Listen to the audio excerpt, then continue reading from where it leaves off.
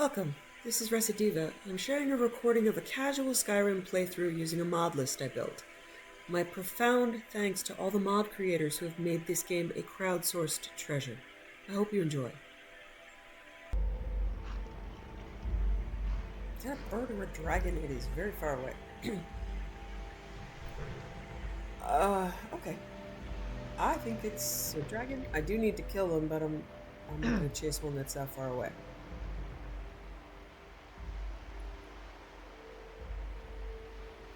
Alright. Lots more stuff to do. Books hidden through the College of Winterhold. Okay, when I get back there, I'll go there. Master Alteration, there's the Heart Scales. Destruction Ritual, complete the book, Powers of the Elements. Okay.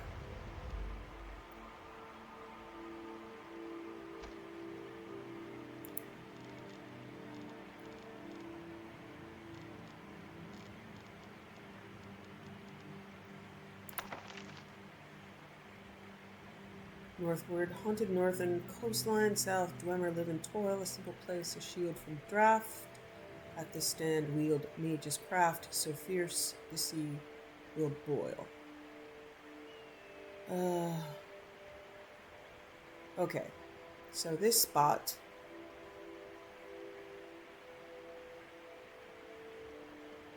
So I need to look for a Dwemer ruin. South of the coastline was something between it. Simple place, a shield from draft at the stand. Okay, let's see if I can figure this out. This is a word puzzle.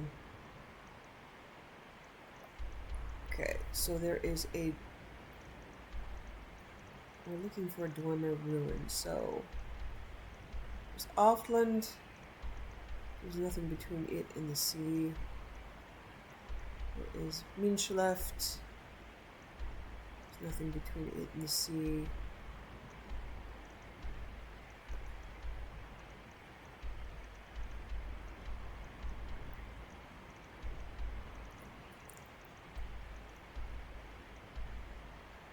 Windward Ruins.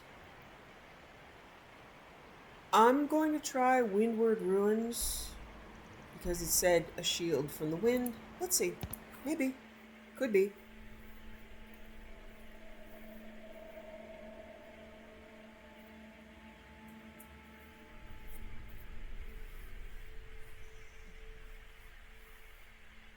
So it's taken me like what, started this beginning of September. We're like mid-November now. So it's been about 3.5 months. And I finally... We're about 260 hours through this. And also, I have finally gotten my other playlist pretty much on point. Okay, so I'm going to see...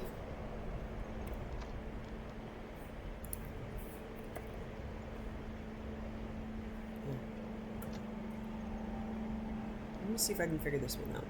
I don't think I've ever done this. Or if I did, I probably looked up a guide. Power of the Elements. At the stand, wield mage's craft, so fierce the sea will boil. Alright, so destruction. We want the strongest destruction that we can find.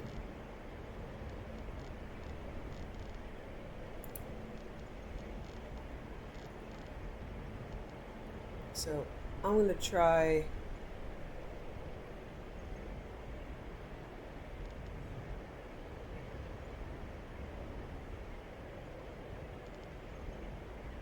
I'm going to try Wall of Flames in the ground, see what happens.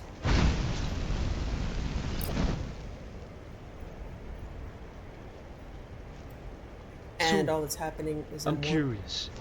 Do you ever burn yourself with those flames of yours? Yeah, I think I just did. I'd let you burn me anytime. Wait, no. Bad kind. Bad kind. Yeah, Very that's bad.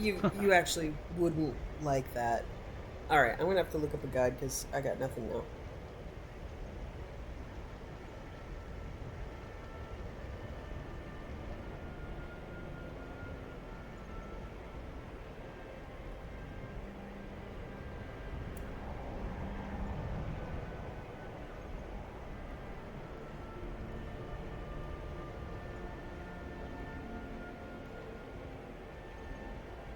Oh, I am in the right place. Okay. So I did figure out part of it, but there's a book stand. Alright, alright. Place the book and cast a fire spell at it. Alright, I was pretty close.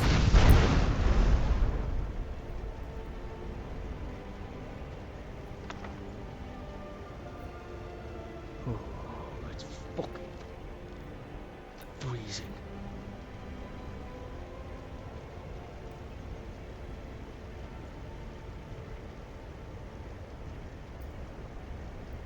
Oh, okay. Okay. So, alright. There's several.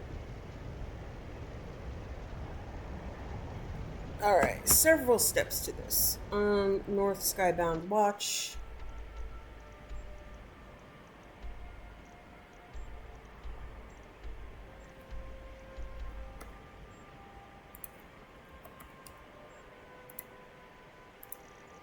Oh, so I haven't found North Skybound Watch yet. Okay,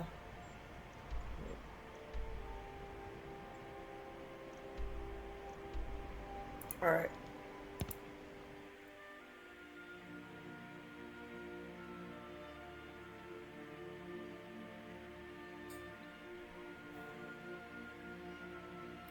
So yeah, my new list is doing really well. I finally have both characters all set up, all the followers with good gear, no glitches, no crashes. So I'm a happy camper.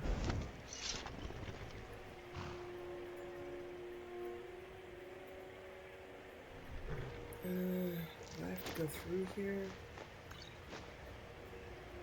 Yeah, I have to go through Skybound Watch Pass, I believe. It'll be the fastest way anyway.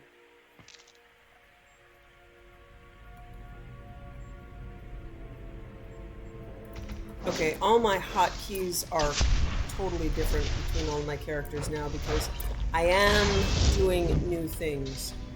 So my good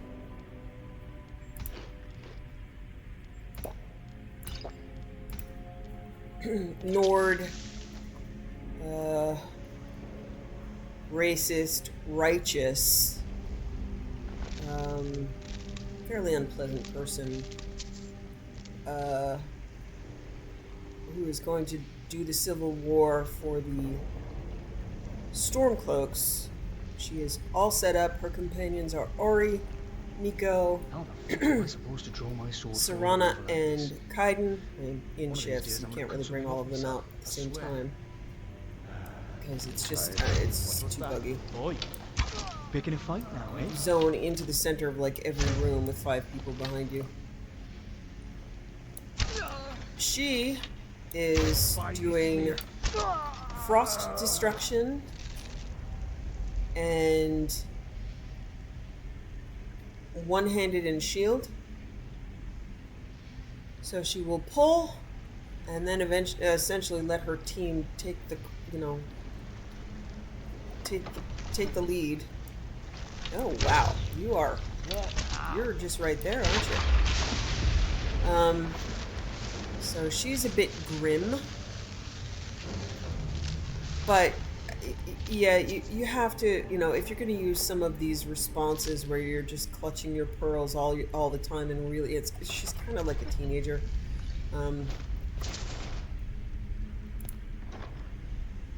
So she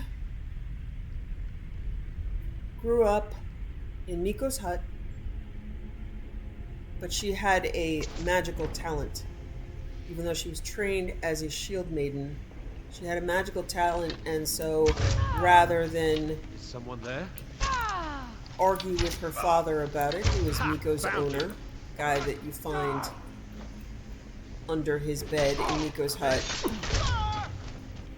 hated magic and, was a racist, massive racist. So she got her feelings hurt and she left and she went and learned some magic and became the guildmaster of Legacy of the Dragonborn.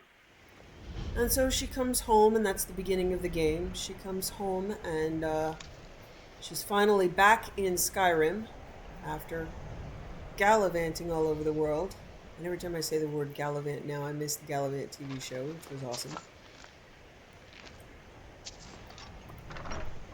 Okay, so... Are you... I can't tell. You picked a bad time Oh, to get yep. lost. Sorry, you were wearing, like, What regular clothes and not the fuck armor. is it? Didn't know if I wanted to outright kill you. I cannot best you. So she is, Just a she's pretty, she has the, she never, unlearned racism. She just learned how to kill things and how to dig shit up, which is fine. She's not a terribly enlightened being. And she is adamantly opposed to crime. She won't pickpocket, she won't steal. And probably, if things ever force her to, I can't think of how they would. I think I'm just gonna not do content. Obviously, after this, I'm not terribly curious about the content. I know what it's gonna do. I swear If she ever is forced to do something, forced or tricked into doing something illegal, she will probably self-flagellate for a while. Okay, let's see. Is this it?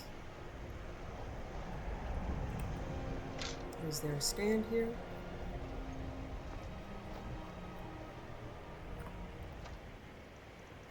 Where am I? North, Skybound Watch. Okay. There should be a book stand here. Reminds me of the old tale of the fight between Hircine and Shilgarath. I know the story, baby. You've told it, and I've read the book. Okay, frost spell here.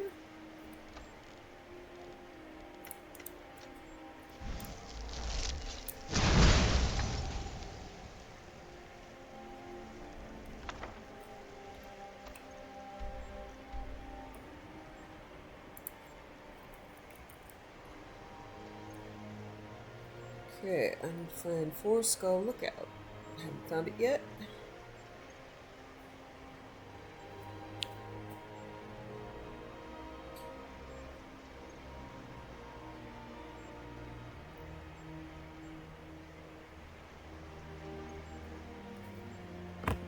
Alright, I think I got it.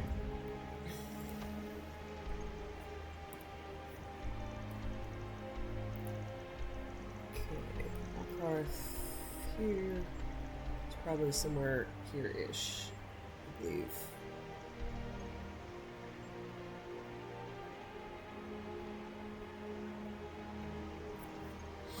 Double check before I commit.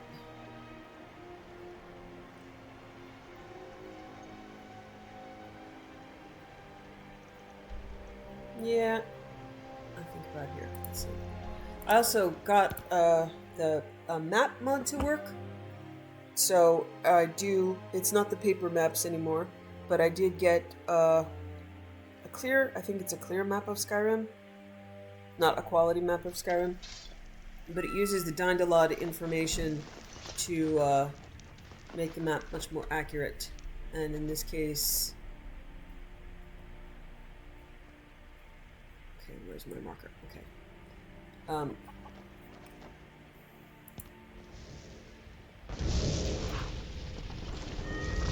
In this case, it does have Solcairn and, Nice little town.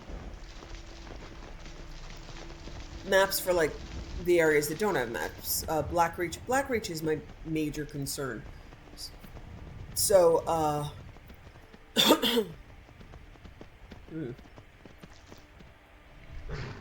Is that it? No, I haven't discovered it yet. Weird. I'm in the wrong spot. Aha! I thought it was Rorikstead, but it's Karthwasten. It would be so nice if they actually had labels.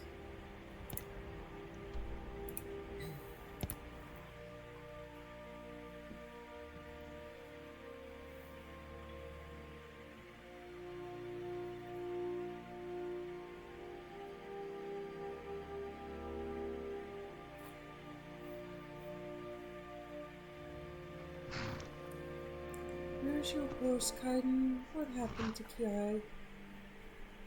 Oh dear. That's upsetting.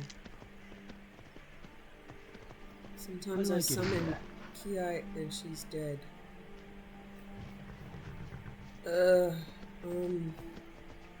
Yeah, this is gonna bug me.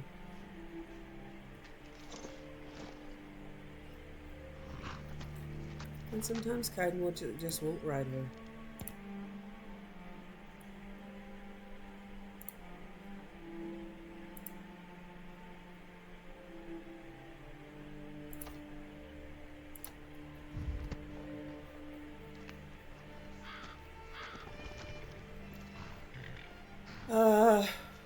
Yeah, oh, there she is. Okay, good. Thank you.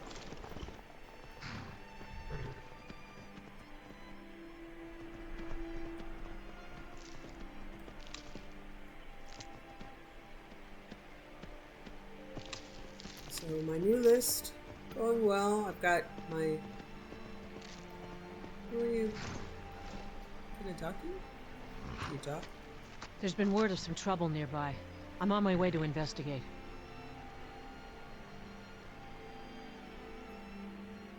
Where are you headed?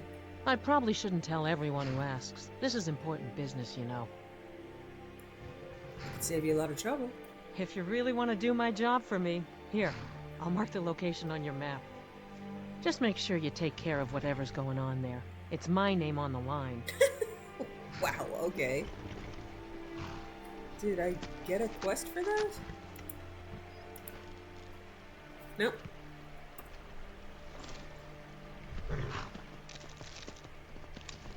So, oh yeah, my map looks really good. What? Oh, wait, it's Let's do this. 5 p.m. Why with all the undead?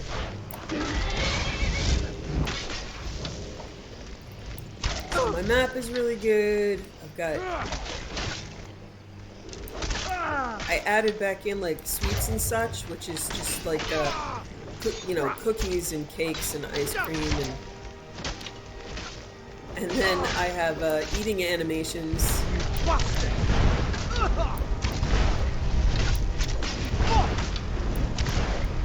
So that I can actually eat like heart-shaped cookies and ice cream bowls. And it's very cool.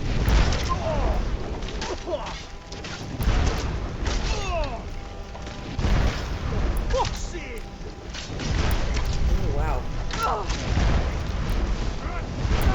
Let's heal up a bit, shall we?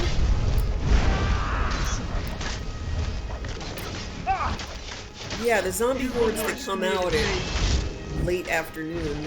Ugh. Wow, this is...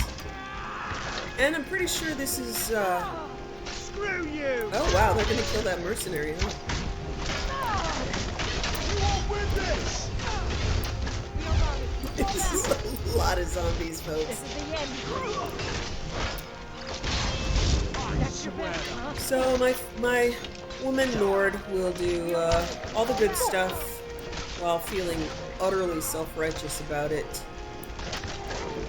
And she will hate the lesser races.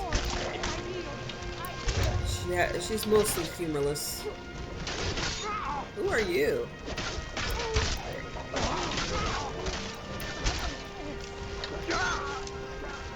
This is like the biggest fight I've ever been in. Oh man, I just killed them, whoever they were.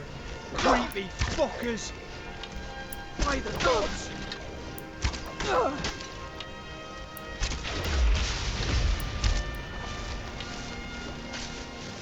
Who were these guys? Wow. Well, I mean, who are these guys? They're still... Bring it on!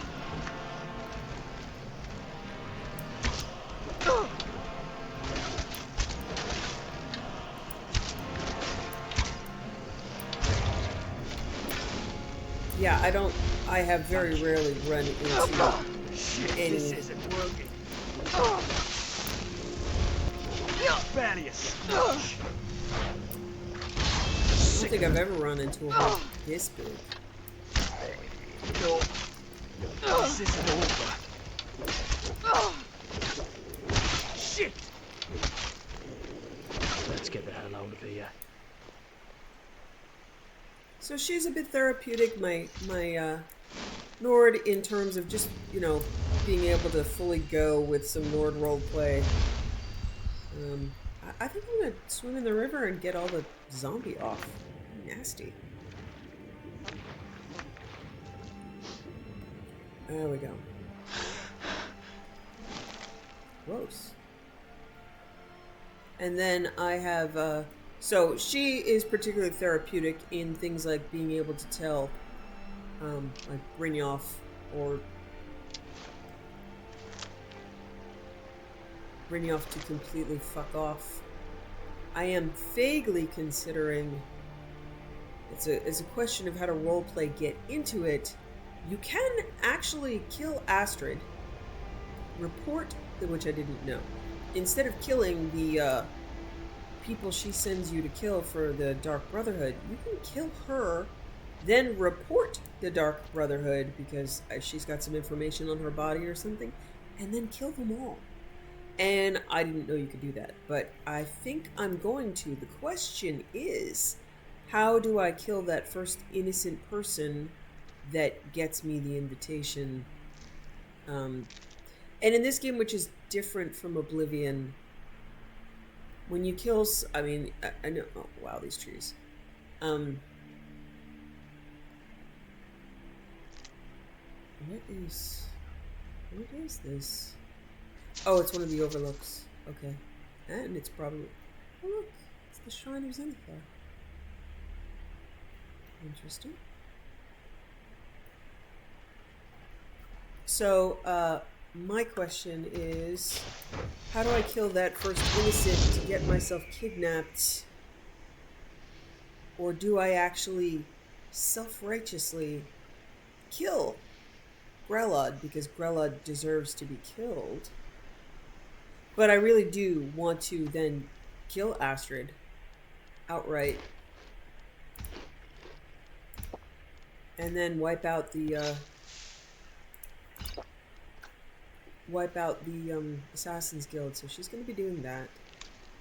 I don't know if you could do the same for the Dark Brotherhood, but I might. Huh? Hello? Well, alright. Come on. If you say so. Crying out.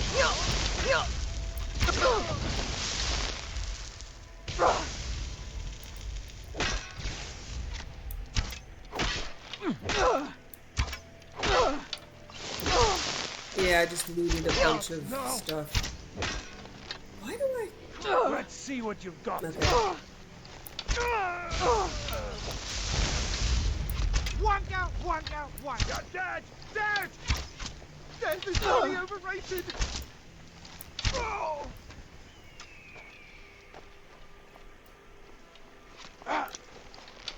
You've met your much! Time to die, hero. You won't get the best of me.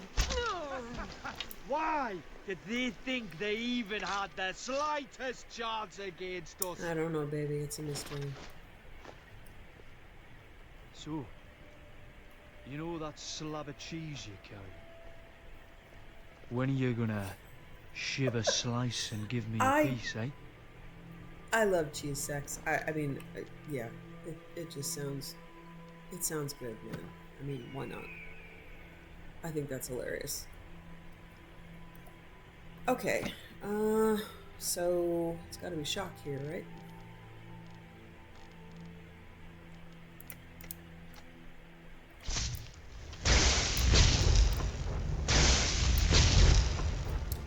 Okay. Not the right kind of shock. Thunderbolt.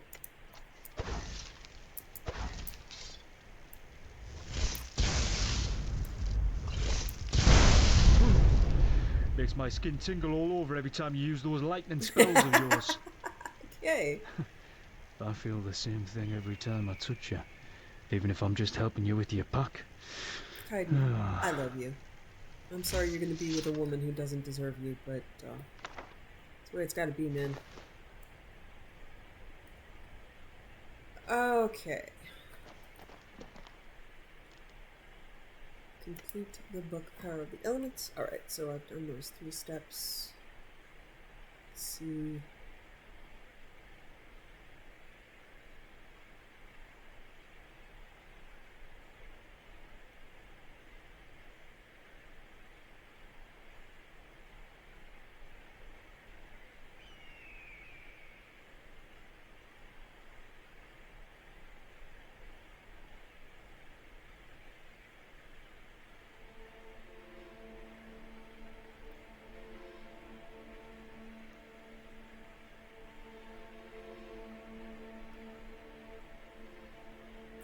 Okay, so this should give me... Alright, Firestorm, which I think I already have, right? Which I was planning on, which I was casting?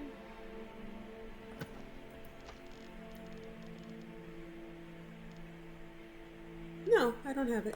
Okay.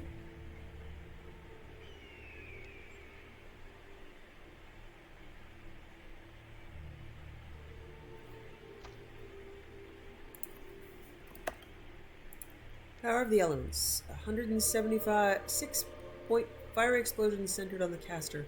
Does more damage to closer targets.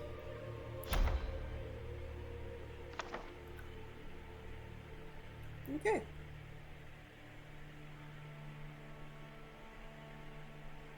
All those zombies. Alright. Oops. So my bad guy is an Altmer vampire who's going to side with the Imperials. Now I'm not actually saying that my Lord Lady is good for siding with the Stormcloaks. I'm sure you've made note of who's been useful. So, I think you do have to be misguided to essentially bring your homeland to full out war and slaughter hundreds of people. And now my vampire just I mean, he doesn't really care. He's just going to side with the Empire because he just likes carnage. So that's very simple.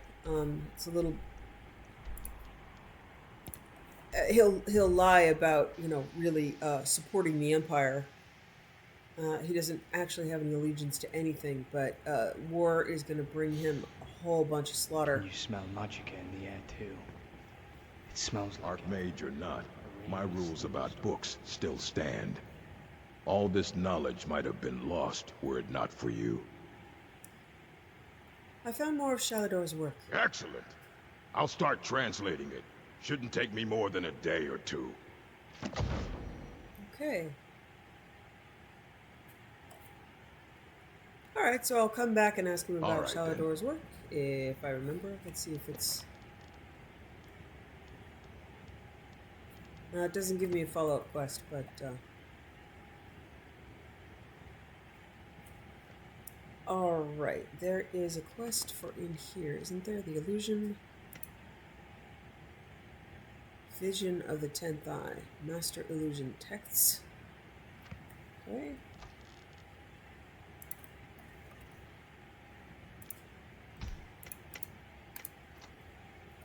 Okay, so we just keep looking until we find one. as much as I And then we didn't keep care looking for until we find 4. There's definitely no denying there's something about you that holds my attention every time you use it. So did Carlia send you again, or are you here on your own this How time? about you shush? I'm cool with you shushing. Shushing would be good. Have you shushed enough yet? Have you heard of our Lord and Savior Shush?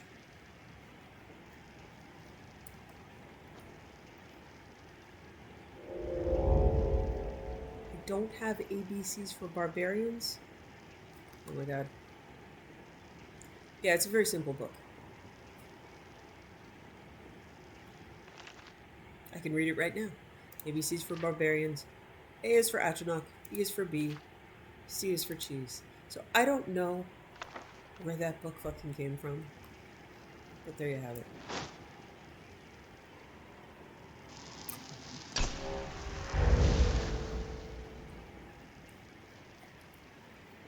Also, my my vampire went pretty much first to the Skyrim in Color.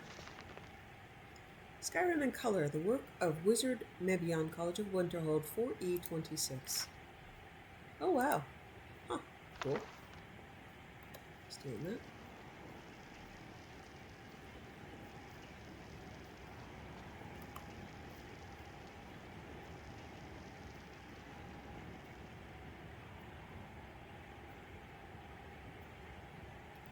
My evil guy has a fascination with Vex. He went first to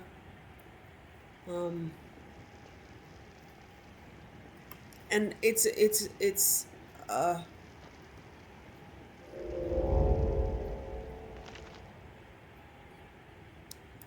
weird. I know I've read this. It still says I need it. Okay. Yeah, my lists might have gotten messed up when I updated the completionist mod.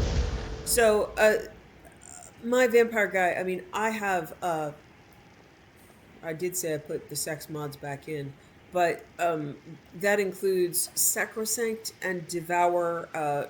So, Vex is experiencing some of this character's frustration in a very visceral way.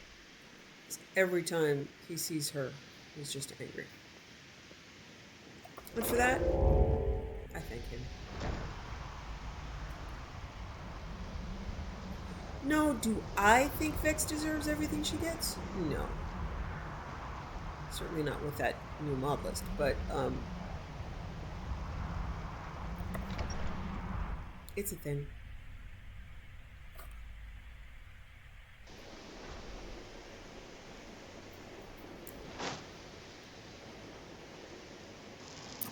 Okay, I'm gonna do a good faith look about and then try to find a guide.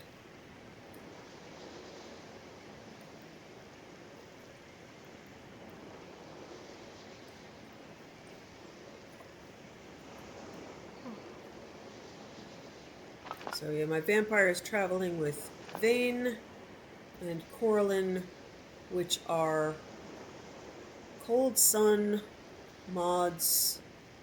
Cold Sun did a lot of the really polished women in this playthrough. This I think it's like 96 women or something like that. Ooh, oh, 12 Years Olympic again.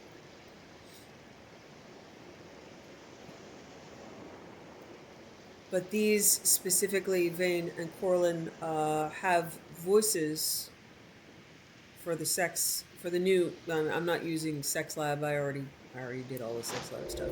But this time I'm trying all of the Ostim stuff.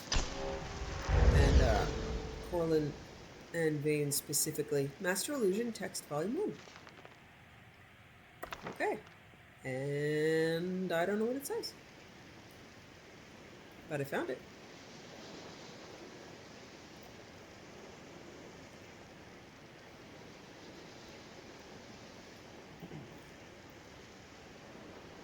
So they have voices specifically for Ostim, and their Vane in particular is really good.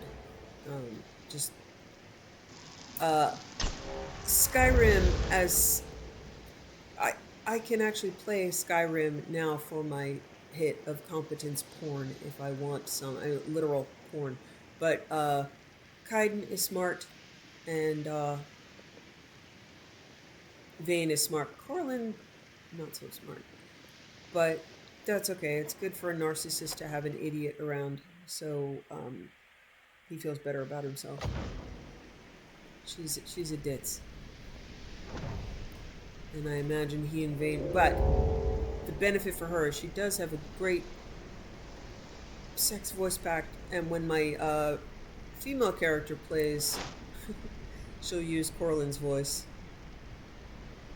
Uh-oh. Here we go.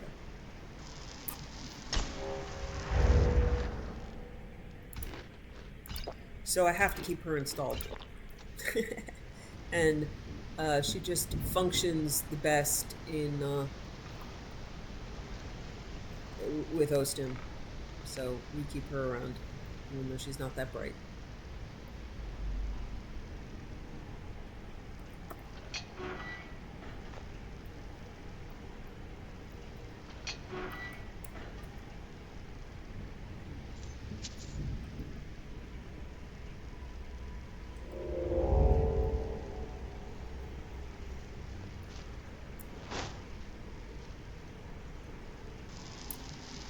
So yeah, if I play a female character, I can use Corlin's voice for the Ostim section, and Kaidan also works well with that mod.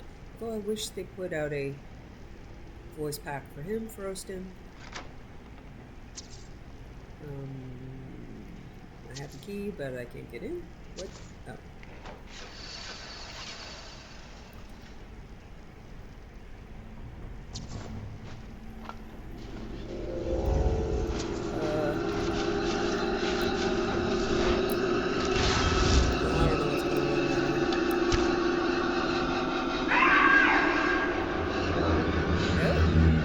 Probably a woo!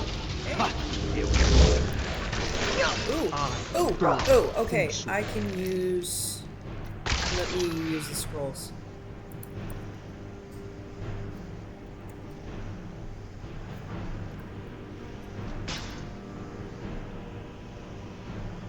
That's a lot of wraiths, guys.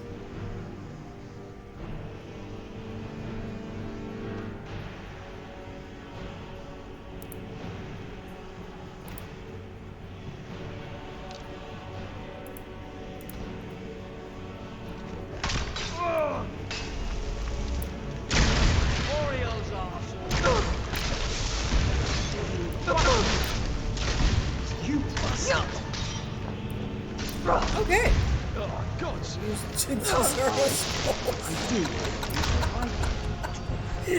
Boy, the undead are dirty.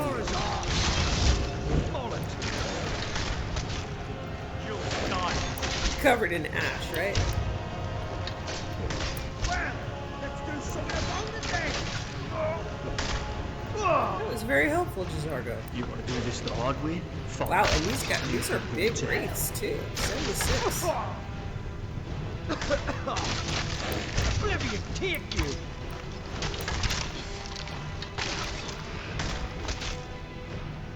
Give it up! Fuck them! Okay, honey. Okay, just came in that way. I thought you were the threat. You were not the threat.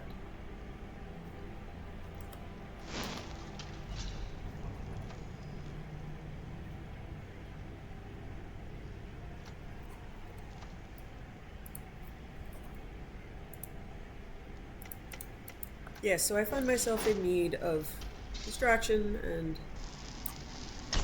competence, and I've finally got a really good list that does all the things I need. I'll probably play for 10 more minutes, and then I'll go, ugh, that's not right, and start again. Ingredients tester. This way, that's it. It's just a room of shit that's gonna kill me? Oh, is there a chest up there? I wonder if these are destructible. No.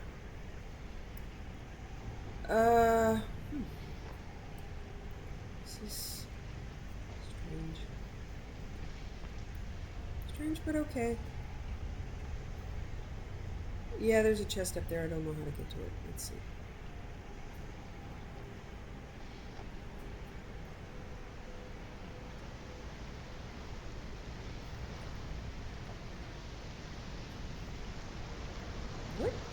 What are you teaching your students around here? Anyway, the midden is just crazy for me.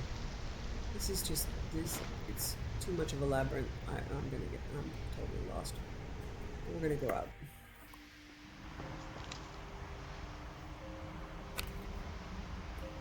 Alright.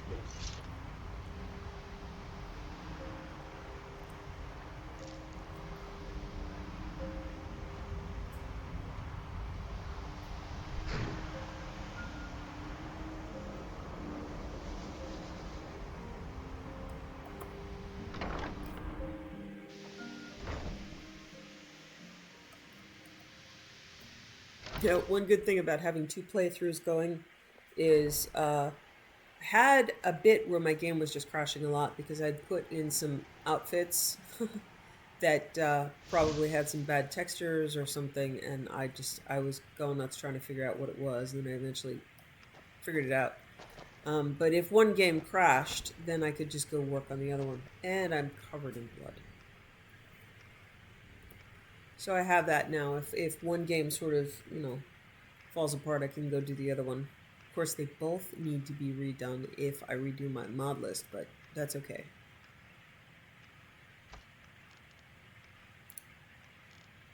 So, it needs to be really good for me to redo my mod list.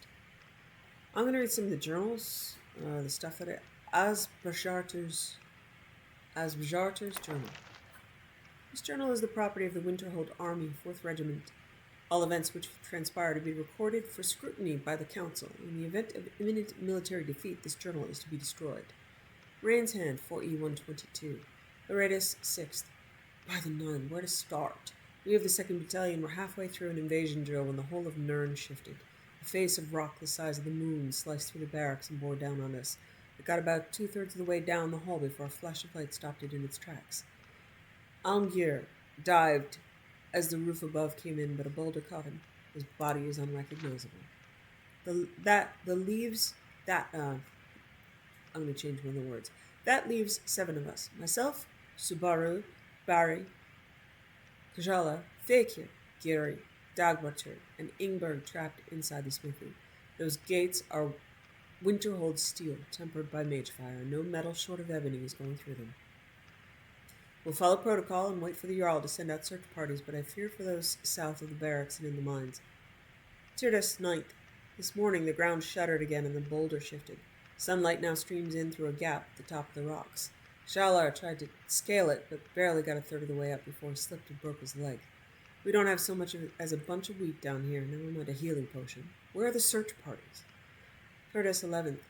Shalar's leg has become infected. He's been mumbling nonsense for hours, staring at the sunlight at the top of the rocks. He'll be lucky if he survives the night. We've gone 2 days without eating now. If only Giri had stocked the barracks last Sundas. God, it feels like a lifetime ago.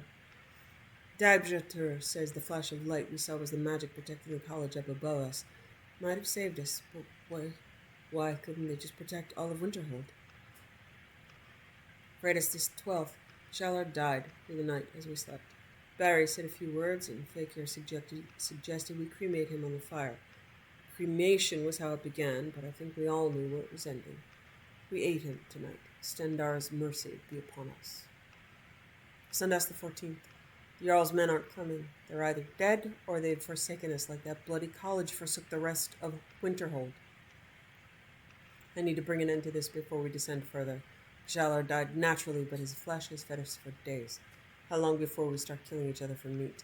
I've gathered Shalar's bones and crushed them into tonight's stew. That should send everyone straight to sleep. A blow from this axe straight to the head will make their deaths quick and painless and bring an end to this. Fakir opened his eyes just as the axe approached his head, but it was too late. There was no doubt the blow was fatal, yet his eyes met mine as I extracted the axe. The same expression as Algnir after the boulder caught him. God have mercy, he saw me. He saw. So, likely added by Immersive College of Winterhold, and that's probably after the collapse. I don't know the dates, but 8th mid-year. After months of searching, we finally got a lead on the location for one of the other chests. Oh, okay, so all those wraiths we killed were probably those soldiers. Worryingly, it came from the mouth of a Thalmor soldier. If they get their hands on the relics, it could be disastrous. Hiding the relics was a poor decision. It was only a matter of time before the Thalmor got wind of their location. 17th mid-year. We traveled out to check the chest was secure and got there just in time to prevent a Thalmor squad from recovering it. I pray they have not discovered a means to open the chests, or all may already be lost. So this is the relics that we just got in one of the places where we did the destruction ritual. 24th of mid-year. We returned to our temporary base in the Reach to find it overrun with bandits. We dealt with a few of them, and the rest fled into the hills. 26th of mid-year. Oren left to find us some supplies a few days ago and never returned. I pray a Thalmor patrol didn't get to him. 28th of mid-year. A bandit approached the base in peace at dawn and informed me that Orin had been taken prisoner by the group of bandits we drove off last week. Their new leader plans to search for the relics, to sell them to the Thalmor, having learned of their power from torturing Orin.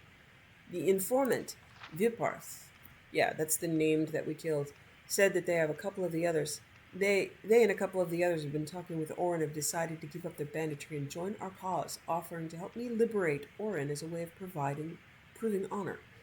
I cannot say the prospect of new recruits doesn't intrigue me, but are former bandits truly capable of turning themselves around enough to be worthy of joining our cause? 29th of mid-year.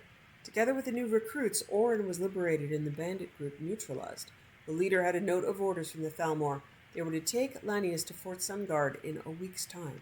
Tomorrow, I will begin training the recruits that we might make a move of our own against the Thalmor and rescue Orin.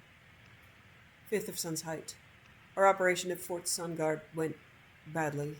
The Thalmor had found another chest and knew that they needed someone of our order's knowledge to open it for them, which is why they wanted Orin delivered alive. We had infiltrated the fort, but just as we were about to make our move, the fort was overrun by Forsworn. It was chaos, utter chaos. We stuck to our mission and took out the Thalmor as we could, but in the chaos caused by the Forsworn, a few managed to escape, and they saw our faces. We lost many of our new recruits. There are only a handful of us left alive. 12th of Sun Height. I went to go get some supplies from Markarth today, but was chased off by the guards. The Thalmor must have gotten our descriptions out. This concerns me. It could potentially lead to us being cut off from resources. I pray this does not come to fruition. 17th of Sun's Height. It isn't just Markarth. It is everywhere. Things are getting desperate here. Tensions are running high. We need to get some more supplies soon or things will start falling apart. 23rd of Sun's Height. Supplies ran out last night. I sent our recruits to acquire us some more in the hope that they might be able to go uncontested by guards. 24th of Sun's Height. They returned with some food, but refused to say where they'd gotten it. I fear they may have returned to their old ways. Have the Divines turned their backs on us? Are we to die and allow the Thalmor to retrieve their relics? 2nd of last seed. We took out a Thalmor patrol down on the road past Carthwasten. They had orders to look for us. We need to make preparations for an assault in the event that another patrol succeeds in their air efforts. 17th of last seed. Orin spotted a torchlight up on the road. Looks like someone might have found us. Society has shunned us. Supplies are scarce. This is where we make our stand. And I killed them.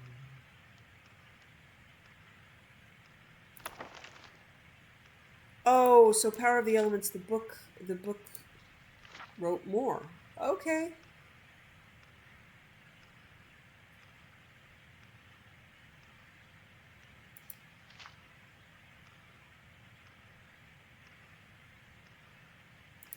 Okay, so those are the three, and then it says, those are the three hints, and then it says, elemental magic wielded, elemental thoughts displayed, havoc wrought as if for sport, efforts to impress fall short, I'll merely use a blade. Seeking study, wanting learning, recklessly arouse my rage, my pupil you would be, or more? Presume not of Shalador, you feeble, foolish mage. Quickly dispatched, worthless weakling, though this tome I gladly claim, a diamond in the rough I find, shining gem from feeble mind, now die, curse my name.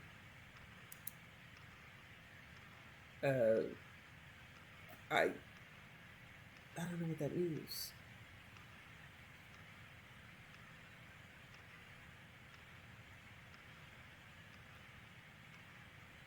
Okay, so it sounds like it's written by Shalador?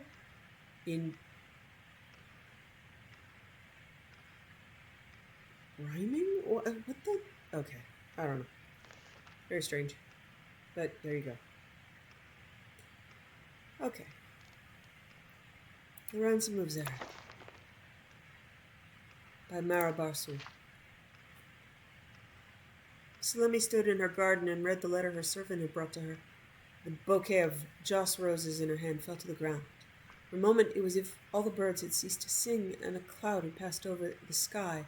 Her carefully cultivated and structured haven seemed to flood over with darkness. We have thy son, it read. We'll be in touch with thee shortly with our ransom demands. Zarek had never made it as far as Akun after all. One of the brigands on the road, orcs probably, or accursed Dunmer, must have seen his well-appointed carriage and taken him hostage. Jalamil clutched at a post for support, wondering if her boy had been hurt. He was but a student, not the sort to fight against well-armed men, but had they beaten him? It was more than a mother's heart could bear to imagine. Don't tell me they sent the ransom note so quickly, called a family voice, and a familiar face appeared through the hedge. It was Zarek. Shalamil hurried to embrace her boy, tears running down her face. What happened? She cried. I thought thou had been kidnapped. I was, said Zarek. 3 huge soaring Nords attacked my carriage on the Frimvorn Pass. Brothers, as I learned, named Matthias, Ulan, and Kurg. Thou should have seen these men, mother. Each one of them would have had trouble fitting through the front door, I can tell thee. What happened? Jalamir repeated. Wert thou rescued? I thought about waiting for that, but I knew they'd send off a ransom note, and I know how thou dost worry. So I remembered what my mentor in Akun always said about remaining calm, observing thy surroundings, and looking for thy opponent's weakness. Zarek grinned. It took a while, though, because those fellows were truly monsters. And then when I listened to them bragging to one another, I realized that vanity was their weakness. What did thou do? I wish they weren't using thee and thou. Because if you were, in this case, it should be what didst thou do. So, don't, unless you get the tenses right, folks. They had me chained at their camp in the woods not far from Kale on a high knoll overlooking the wide river. I heard one of them, Korg, telling the others that it would take the better part of an hour to swim across the river and back. They were nodding in agreement when I spoke up.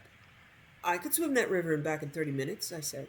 Impossible, said Korg. I could swim faster than a little whelp like. I'm not going to use the and thou. They're just not using it right, so I'm just going to change the tenses. Then a little whelp like you. So it was agreed that we would dive off the cliff, swim to the center island, and return. As we went to our respective rocks, Korg took it up on himself to lecture me about all the fine points of swimming. The importance of synchronized movements in the arms and legs for maximum speed, how essential it was to breathe after only 3rd or 4th stroke, not too often to slow yourself down, not too often to lose your air. I nodded and agreed to all of his fine points. When we dove off the cliffs, I made it to the island and back in a little over an hour, and Korg never returned. He had dashed his brains at the rocks at the base of the cliff. I'd noticed the telltale undulations of underwater rocks, and had taken the diving rock on the right. But you returned? Asked Jalamil, astounded. Was that not when you escaped? It was too risky to escape then, said Zarek. They could have easily caught me again, and I wasn't keen to be blamed for Korg's disappearance. I said I did not know what happened to him, and after some searching, they decided he'd forgotten about the race and had swum ashore to hunt for food. They could not see how I could have had anything to do with his disappearance, as fully visible as I was throughout my swim. The 2 brothers began making camp along the rocky cliff edge, picking an ideal location so I would not be able to escape. One of the brothers, Matthias, began commenting on the quality of the soil and the gradual incline of the rock that circled around the bay below. Ideal, he said, for a foot race. I expressed my ignorance of the sport, and he was keen to give me details of the proper technique for running a race. He made absurd faces, showed how one must breathe in through the nose and out through the mouth, how to bend one's knees to the proper angle on the rise, the importance of shore foot placement.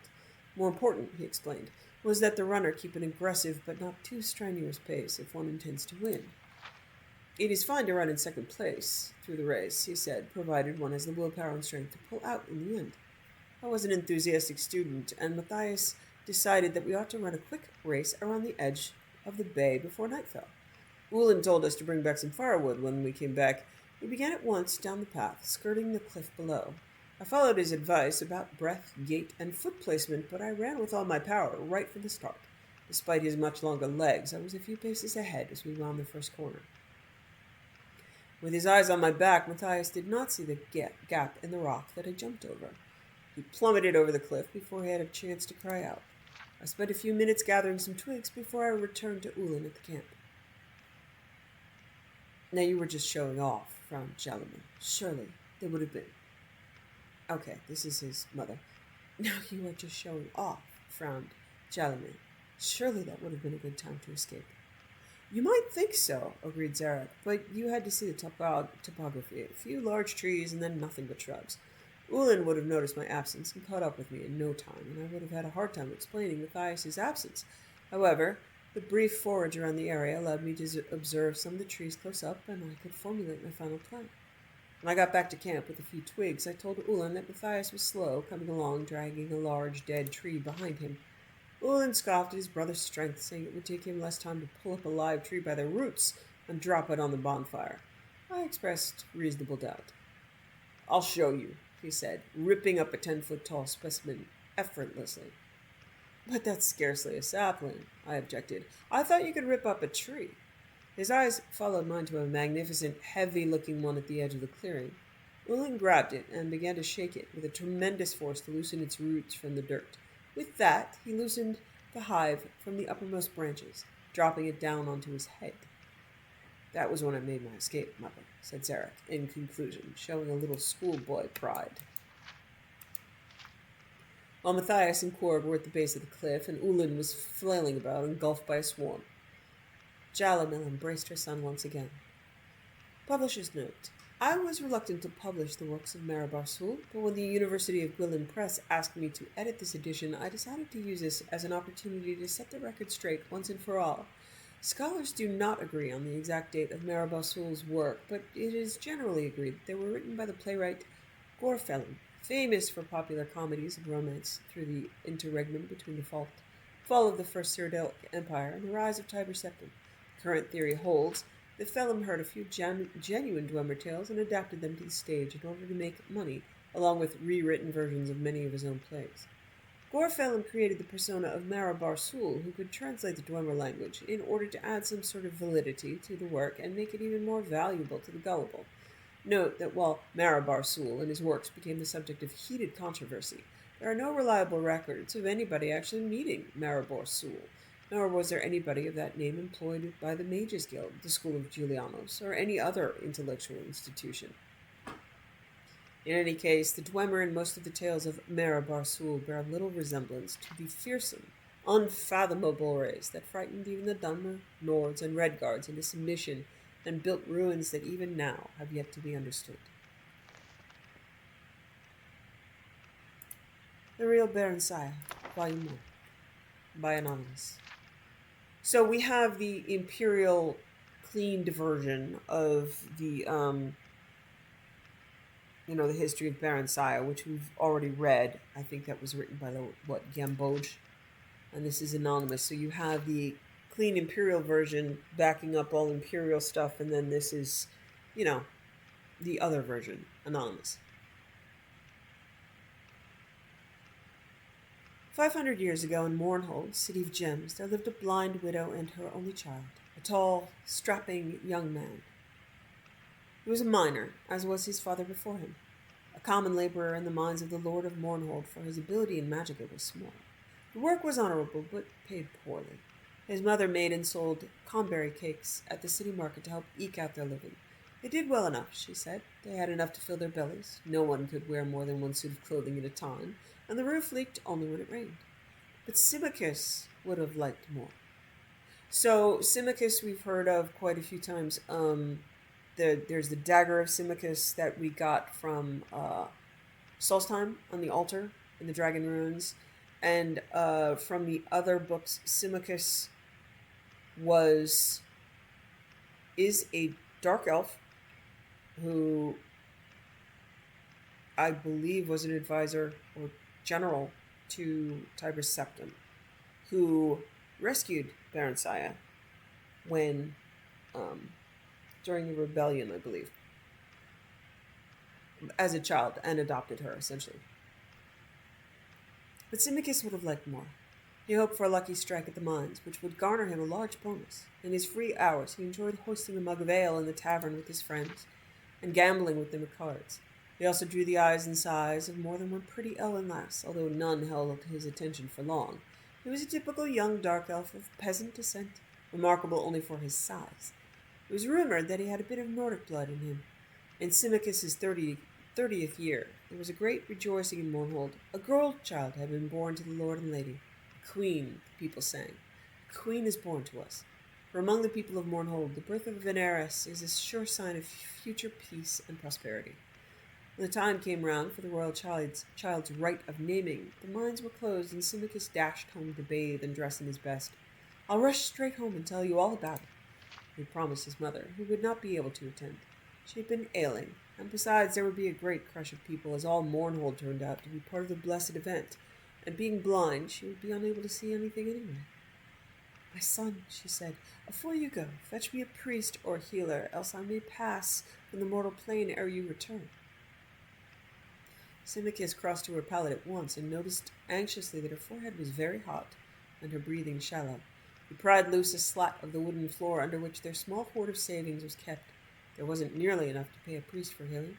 He would have to give what they had and owe the rest. Symmachus snatched up his cloak and hurried away.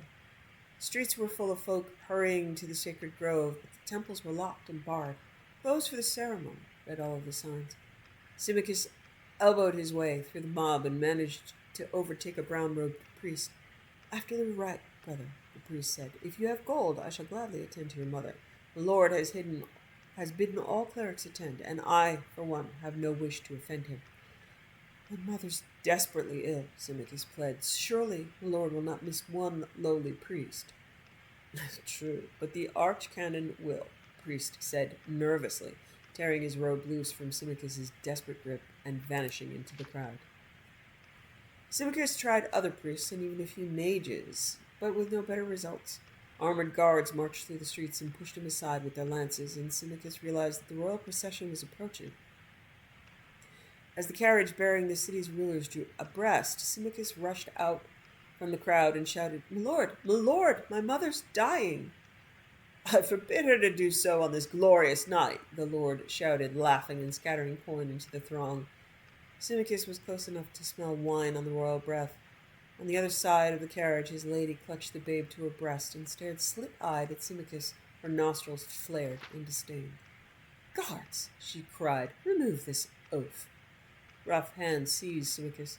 He was beaten and left dazed by the side of the road. Symmachus, head aching, followed in the wake of the crowd and witnessed the rite of naming from the top of the hill. He could see the brown-robed clerics and blue-robed mages gathering near the high-born folk far below. Barensiah. The name came dimly to Symmachus's ears as the high priest lifted the swaddled babe and preferred her to the twin moons on either side of the horizon, Joan rising, Jode setting. "Behold the Lady Barensiah, born to the land of Mournhold. Grant her thy blessings and thy counsel, ye kind gods, that she may ever rule well over Mournhold, its ken and its weal, its kith and its ilk. Bless her, bless her," all the people intoned along with their lord and lady, hands upraised. Only Symmachus stood silent, head bowed, knowing in his heart that his dear mother was gone, and in silence he swore a mighty oath that he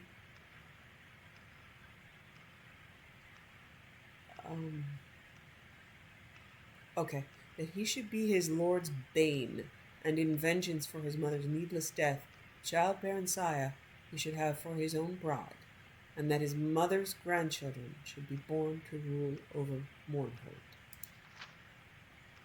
After the ceremony, he watched impassively as the royal procession returned to the palace. He saw the priest to whom he had first spoken. The man came gladly enough, now in return for the gold Symmachus had, and a promise of more afterward. He found his mother dead. The priest sighed and tucked the pouch of gold coins away. "I'm sorry, brother. It's all right. You can forget the rest with gold. There's naught I can do here, likely." "Give me back my money," Symmachus snarled. "You've done naught to earn it." He lifted his right arm threateningly. The priest backed away, about to utter a curse, but Symmachus struck him across the face before more than 3 words had left his mouth. He went down heavily, striking his head sharply on one of the stones that formed the fire pit. He died instantly. Symmachus snatched up the gold and fled the city.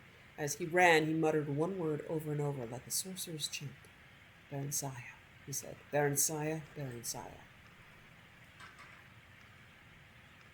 Barensiah stood on one of the balconies of the palace, staring down into the courtyard where soldiers milled, dazzling in their armor. Presently they formed into ordered ranks and cheered as her parents, the lord and lady, emerged from the palace, clad from head to toe in ebony armor, long purple dyed fur cloaks flung behind. Splendidly caparisoned, shining black horses were brought for them, and they mounted and rode to the courtyard gates and turned to salute her. "Berensaya!" they cried. "Berensaya, our beloved, farewell!" The little girl blinked back tears and waved one hand bravely. Her favorite stuffed animal, a gray wolf cub she called Woofin, clutched it to her breast with the other. She had never been parted from her parents before and had no idea what it meant, save that there was war in the West, and the name Tiber Septim was on everyone's lips, spoken in hate and dread. She had never been parted from her parents before and had no idea what it meant, save that there was war in the West, and the name Tiber Septim was on everyone's lips, spoken in hate and dread. "Berensaya!" the soldiers cried, lifting their lances and swords and bows. Then her dear parents turned and rode away, knights trailing in their wake, until the courtyard was nearly emptied. Some time after came a day when Berensaya was shaken awake by her nurse, dressed hurriedly, and borne from the palace. All she could remember of that dreadful time was seeing a huge shadow with burning eyes filling the sky. She was passed from hand to hand. Foreign soldiers appeared, disappeared, and sometimes reappeared. Her nurse vanished and was replaced by strangers, some more strange than others. There were days, or it may have been weeks, of travel. So the burning eyes in the sky was Dagoth Earth, right? One morning she awoke to step out of the coach into a cold place with a large grey stone castle amid empty, endless grey-green hills, covered patchily with grey-white snow. She clutched Woofin to her breast in both hands and stood blinking and shivering in the grey dawn, feeling very small and very dark in all this endless space, this endless grey-white space. She and Hannah, a brown-skinned, black-haired maid who had been traveling with her for several days, went inside the keep. A large grey-white woman with icy grey-golden hair was standing by a hearth in one of the rooms. She stared at Berensaya with dreadful, bright blue eyes. "She's very black, isn't she?" the woman remarked to Hannah. "I've never seen a dark elf before." "I don't know much about them, my lady," Hannah said, "but this one's got a red hair and a temper to match, I can tell you that. Take care. She bites. And worse." I'll soon train her out of that," the other woman sniffed. "And what's that filthy thing she's got?" Ugh. The woman snatched Woofin away and threw him into the blazing hearth. Berensaya shrieked and would have flung herself after him, but was held back despite her attempts to bite and claw at her captors. Poor Woofin was reduced to a tiny heap of charred ash. Berensaya grew like a weed transplanted to a Skyrim garden, a ward of Count Sven and his wife, the Lady Inga. Outwardly, that is, she thrived, but always there was a cold and empty place within.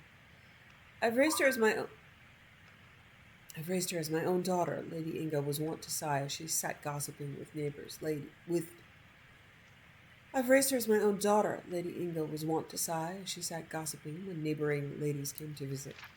But she's a dark elf. What can you expect? Berensaya was not meant to overhear these words. At least she thought she was not. Her hearing was keener than that of her Nordic hosts. Other, less desirable dark elven traits evidently included pilfering, lying, and a little misplaced magic, just a small fire spell here and there, and a little levitation spell here. And, as she grew older, a keen interest in boys and men who could provide very pleasant sensations, and to her astonishment, gifts as well. Inga disapproved of this last for reasons incomprehensible to Berensaya, so she was careful to keep it a secret. She's wonderful with the children, Inga added, referring to her 5 sons, all younger than Berensaya. I don't think she'd ever let them come to harm. A tutor had been hired when Johnny was 6 and Berensaya 8, and they took their lessons together. She would have liked to train in arms as well, but the very idea scandalized Count Sven and Lady Inga, so Berensaya was given a small bow and allowed to play at target shooting with the boys. She watched them at arms practice when she could, sparring with them when no grown-up folks were about, and knew she was as good or better than they. She's very proud, though, isn't she? One of the ladies would whisper to Inga, and Berensaya, pretending not to hear, would nod silently in agreement. She could not help but feel superior to the Count and his lady. There was something about them that provoked contempt. Afterward she came to learn that Sven and Inga were distant cousins of Darkmoor Keep's last titled residents, and she finally understood. They were poseurs, impostors, not rulers at all. At least they were not raised to rule. This thought made her strangely furious at them, a good, clean hatred quite detached from resentment. She came to see them as disgusting and repellent insects who could be despised, but never feared. Once a month the courier came from the Emperor, bringing a small bag of gold for Sven and Inga and a large bag of dried mushrooms from Morrowind for Barensiah, her favorite treat. On these occasions she was always made to look presentable, or at least as presentable as a skinny dark elf could be made to look in Inga's eyes, before being summoned into the courier's presence for a brief interview. The same courier seldom came twice, but all of them looked her over in much the same way a farmer would look over a hog he's readying for market. In the spring of her 16th year, Barensiah thought the courier looked as if she was at last ready for market. Upon reflection, she decided she did not wish to be marketed.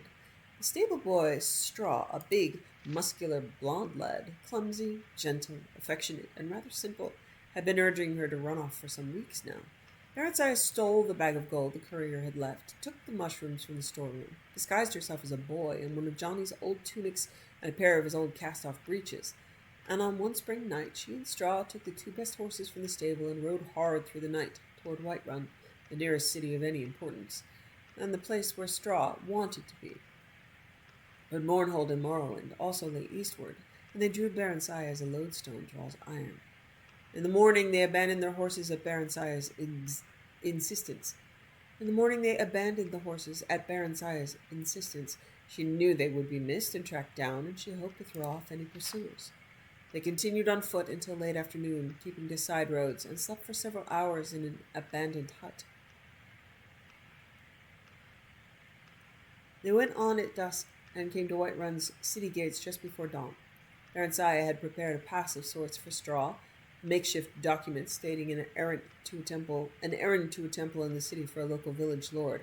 She herself glided over the wall with the help of a levitation spell.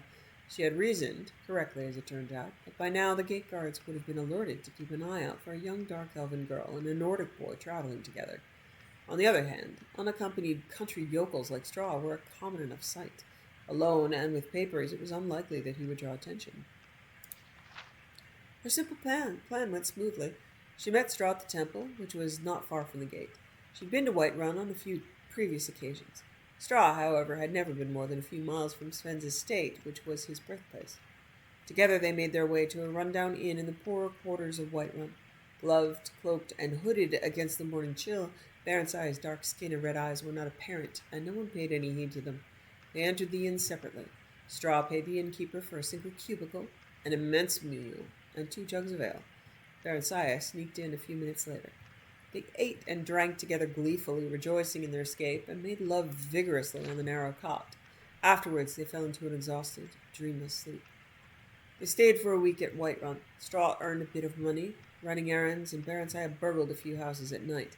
She continued to dress as a boy. She cut her hair short and dyed her flame-red tresses jet black to further the disguise, and kept out of sight as much as possible. There were few dark elves in Whiterun. One day Straw got them work as temporary guards for a merchant caravan traveling east. The one-armed sergeant looked her over dubiously. "Ha! Dark elf, ain't you? Like setting a wolf to guard the sheep, that is. Still, I need arms, and we ain't going near enough Morrowind so you can betray us to your folk. Our homegrown bandits would as fain cut your throat as mine." The sergeant turned to give Straw an appraising look, then he spun back abruptly toward Barensiah, whipping out his short sword. But she had her dagger out in the twinkling of an eye and was in a defensive stance. Straw drew his own knife and circled round to the man's rear. The sergeant dropped his blade and chuckled again. "Not bad, kids, not bad. How are you with yon bow, dark elf?" Barensiah demonstrated her prowess briefly. Not bad at all. And you'll be keen of eye by night, boy, and of bearing, and of hearing, tall times. Trusty dark elf makes as good a fighting man as any could ever ask for. I know. I served under Symmachus himself before I lost this arm and got invalidated out of the Emperor's army. "We could betray them. I know folk would pay well," Straw said later as they bedded down for their last night in the ramshackle lodge. "Or rob them ourselves. They're very rich, those merchants are, Barry." Barensiah laughed. "Whatever would we do with so much money? And besides, we need their protection for traveling quite as much as they need ours." We could buy a little farm, you and me, Barry, and settle down. All nice, lad. Peasant, Baronziah thought scornfully. Straw was a peasant, and harbored nothing but peasant dreams. But all she said was, "Not here, Straw. We're too close to Darkmoor still. We'll have other chances further east." The caravan went only as far as Sungard. The Emperor Tiber Septim I had done much in the way of building relatively safe and regularly patrolled highways, but the tolls were steep, and this particular caravan kept to the side roads as much as possible to avoid them. This exposed them to the hazards of wayside robbers, both human and orcish, and roving brigand bands of various races. But such were the perils of trade and profit. They had 2 such encounters before reaching Sungard, an ambush which Baronziah's keen ears warned them of in plenty of time for them to circle about and surprise the lurkers, and a night attack by a mixed band of Khajiit, humans, and wood elves. The latter were a skilled band, and even Baronziah did not hear them sneaking up in time to give much warning. This time the fighting was fierce. The attackers were driven off, but 2 of the caravan's other guards were slain, and Straw got a nasty cut on his thigh before he and Baronziah managed to gash his Khajiit assailant's throat. Baronziah rather enjoyed the life. The garrulous sergeant had taken a liking to her, and she spent most of her evenings sitting around the campfire listening to the tales of campaigning in Morrowind with Tiber Septim and General Symmachus. This Symmachus had been made general after Mournhold fell, the sergeant said. He's a fine soldier, boy, Symmachus is. But there's more than soldiers involved in that Morrowind business, if you take my meaning. But, well, you know all about that, I expect. No? Oh, I don't remember, Baronziah said, trying to sound nonchalant. I've lived most of my life in Skyrim. My mother married a Skyrim man. They're both dead, though. Tell me, what happened to the Lord and Lady of Mournhold? The sergeant shrugged. I ain't never heard. Dead, I expect. There was a lot of fighting before the armistice got signed. It's pretty quiet now. Maybe too quiet, like the calm before the storm. Say, boy, you going back there? Maybe, Baronziah said. The truth was that she was drawn irresistibly to Morrowind and Mournhold like a moth to a burning house. Straw sensed it and was unhappy about it. He was unhappy anyway, since he could not bed together. She was supposed to be a boy. Baronziah rather missed it too, but not as much as Straw did, seemingly. The sergeant wanted them to sign on for the return trip, but gave him a bonus nonetheless when they turned the offer down, and parchments of recommendation. Straw wanted to settle down permanently near Sungard, but Baronziah insisted on continuing their travels east. I'm the Queen of Mournhold by right, she said, unsure whether it was true, or was it just a daydream she'd made up as a lost, bewildered child. I want to go home. I need to go home. That, at least, was true. After a few weeks, they managed to get places in another caravan headed east. By early winter, they were at Riften and nearing the Morrowind border, but the weather had grown severe as the days passed, and they were told no merchant caravans would be setting forth till mid-spring. Baronziah stood atop of the city walls and stared across the deep gorge that separated Riften from the snow-clad mountain wall guarding Morrowind beyond. Barry, Straw said gently, Mournhold's a long way off yet, nearly as far as we've come already. The lands between are wild, full of wolves and bandits and orcs and still worse creatures. We'll have to wait for spring. There's Silgrad Tower, Baronziah said, referring to the dark elven township that had grown up around an ancient minaret guarding the border between Skyrim and Morrowind. The bridge guards won't let me pass, Barry. They're crack Imperial troops. They can't be bribed. If you go alone. I won't try and stop you. But what will you do? Silgrad Tower is full of Imperial soldiers. Will you become a washing woman for them, or a camp follower? No, Baronziah said slowly, thoughtfully. Actually, the idea was not entirely unappealing. She was sure she could earn a modest living by sleeping with the soldiers. She had a few adventures of that sort as they crossed Skyrim, and she dressed as a woman and slipped away from Straw. She'd only been looking for a bit of variety. Straw was sweet, but dull. He had been startled, but extremely pleased, when the men she picked up offered her money afterward. Straw had been unhappy about it, though, and would shout for a while, and sulk for days afterward if he caught her at it. He was quite jealous. He'd even threatened to leave her. Not that he ever did, or could. But the Imperial Guards were a tough and brutal lot by all accounts, and Baronziah had heard some very ugly stories during their treks. The ugliest of them by far had come from the lips of an ex-army veteran The ugliest of them by far had come from the lips of ex-army veterans around the caravan campfire, and were proudly recounted. They had been trying to shock her and Straw, she realized, but she also comprehended there was some truth behind the wild tales. Straw hated that kind of dirty talk, and hated it more that she had to hear it, but there was a part of him that was fascinated, nevertheless. Burnside sensed this and had encouraged Straw to seek out other women, but he said he didn't want anyone else but her. She told him candidly she didn't feel that way about him, but she did like him better than anyone else. Then why do you go with other men? Straw had asked on one occasion. I don't know, Straw sighed. They say dark elven women are like that. Burnside smiled and shrugged. I don't know, or... No, maybe I do. Yes, I do know. She turned and kissed him affectionately. I guess that's all the explanation there is.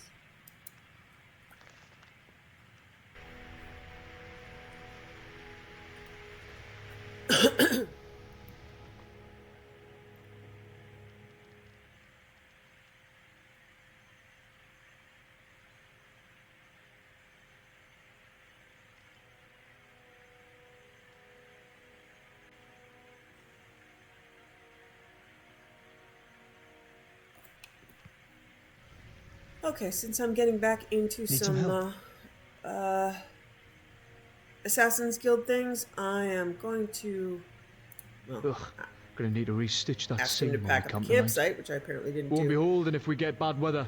But I'm going to ask him to stay here because, you know, he doesn't need to see me. I'm at your murder people. service.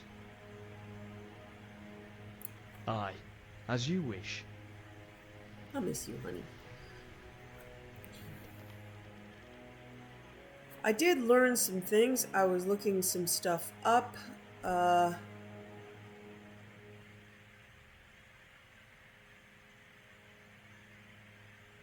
Okay. Oh, well, I think I'll do the excavation at Trinimac, but I'm also not going to bring Kaidan to that. Did learn some stuff in terms of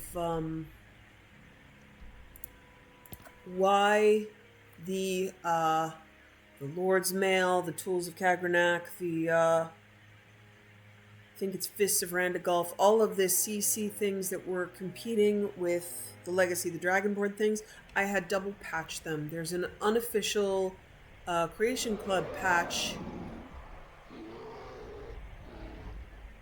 Okay, yeah.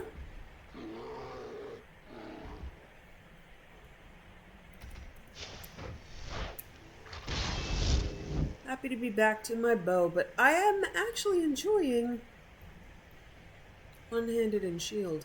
I found a way to do it. But yeah, I had in this mod list they are double patched, so I did some extra reading and figured out that was the cause. So in my new mod list, those things theoretically will not be bugged. We'll have to see. Here it's But I'm not entirely certain we're alone. it's really too late to fix it. We're way too far on those paths, so I'm not going to be able to get a little bit of light here. Wow, that's not much light. Okay.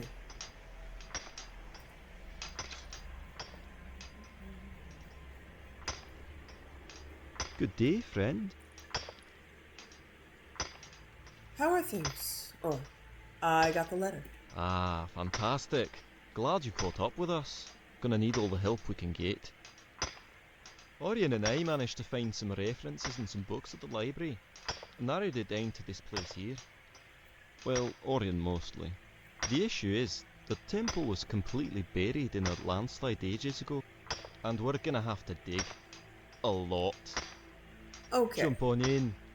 We're already well underway and could use your help. So that's going to require turning Sunhelm off.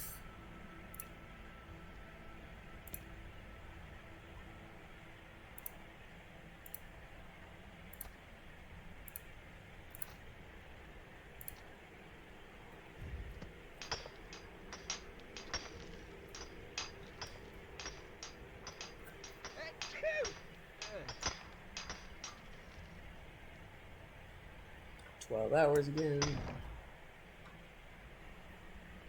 Rest a while before continuing the dig. Okay? Hey guys. How can this one help? discover anything interesting? With so many books you gave her, Latoria was able to discover a few things. Here, take a look.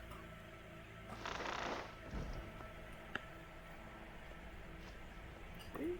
What can Latoria do for you, Guildmaster? I have some rune books for you. Ah, excellent. Let's see what you have found. Ah, good, good. It will take some time to decipher these. Come back tomorrow and Latoria will let you know what she has found.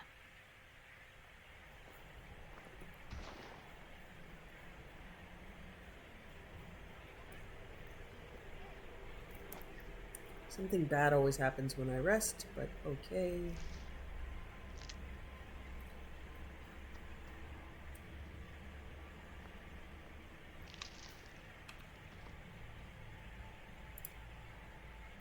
So yeah, with the double patching of the CC stuff, the Creation Club stuff, that's why I was getting most of those bugs. It should be fixed.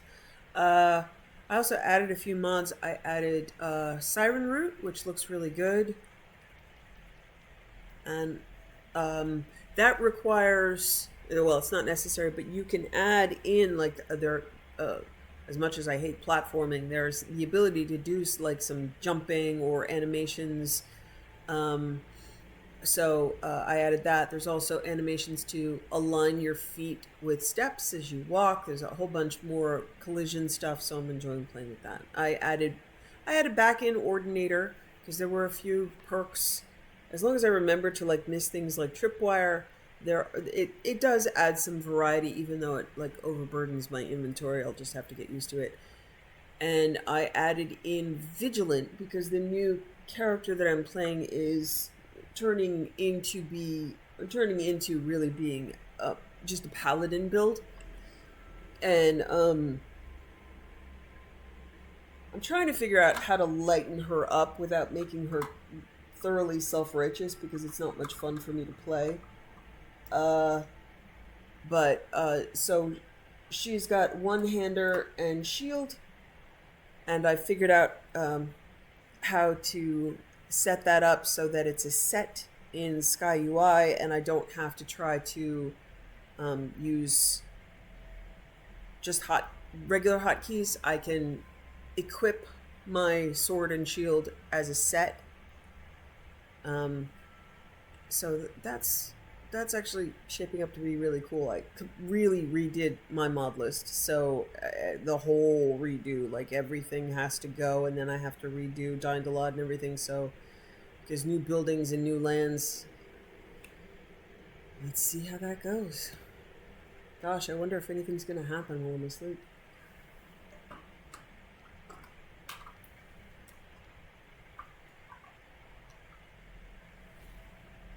It's gonna start raining. I have not prayed in a while. That's right.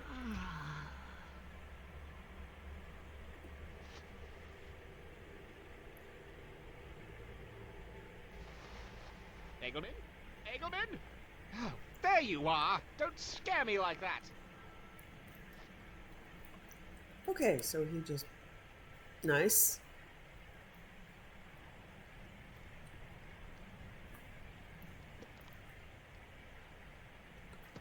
Rest a while before I did.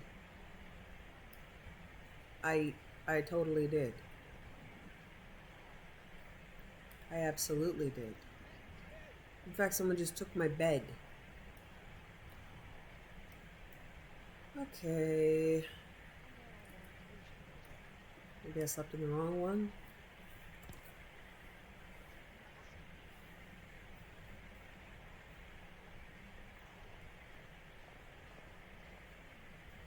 Okay. I need to pray again.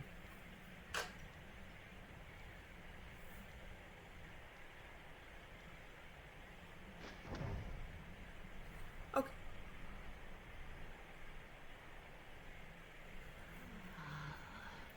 Boy, when Latoria yawns, it sounds like the undead sneaking up behind me.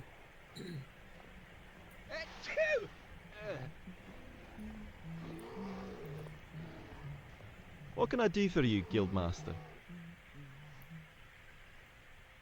Ready to get back to work? Ah, good. Well rested. I think we're ready as well. Let's get back to it. I think we're almost there.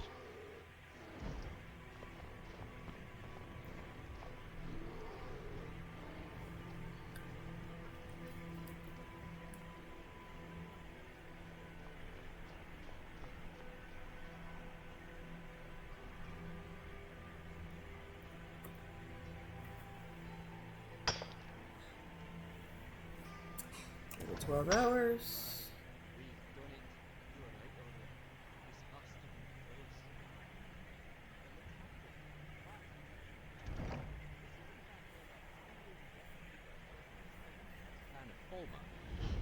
We could be in great danger. Let's proceed carefully. There's no telling what we might encounter.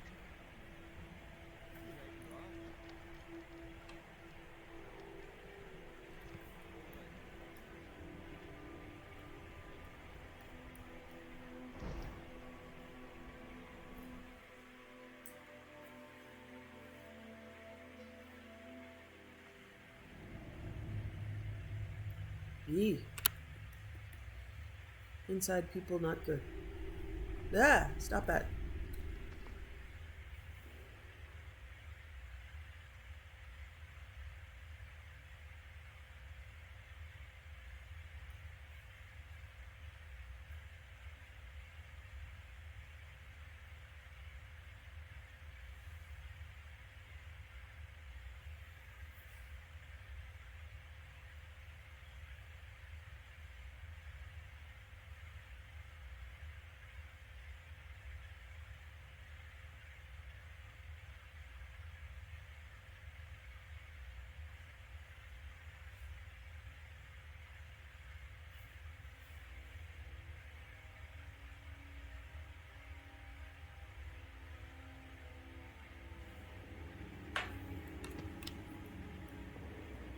Look at that. Looks like we are on the right track, no?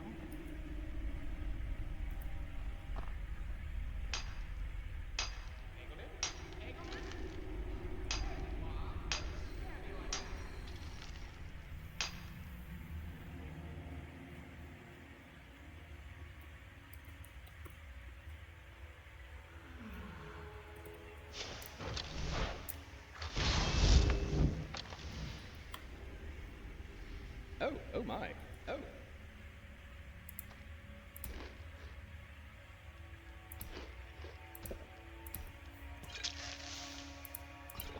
My.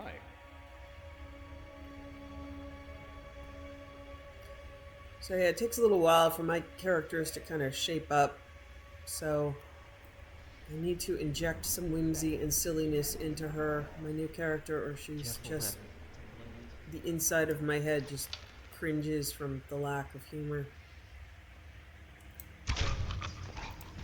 Especially with watching someone play Morrowind, it's actually really easy to justify being a Stormcloak who is racist against Dark Elves. I mean, all you have to do is actually go to Morrowind to see how racist the Dark Elves themselves are.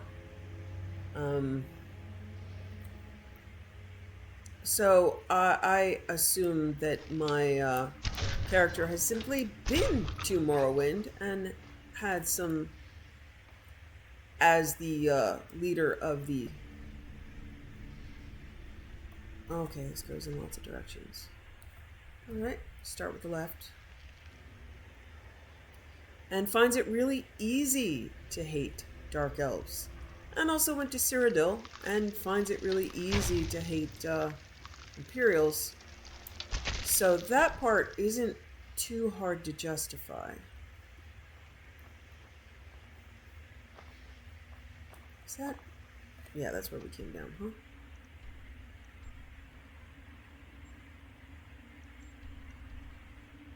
huh? I don't know. Yeah, we probably came down here. Oh no. I don't know where I went. Nobody's surprised. We'll just keep going where the Falmer are, and I can kill them.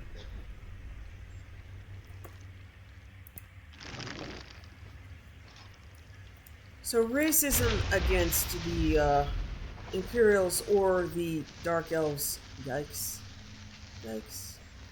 really isn't hard to accomplish. What do you need? Oh my god. Are you sure you have everything? Why are you on the other side?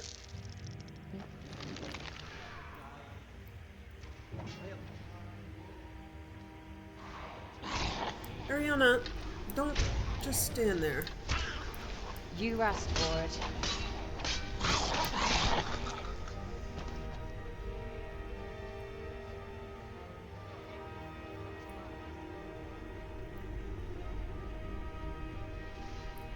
Where are the rest of you guys, and why aren't Fancy you... weapon you have.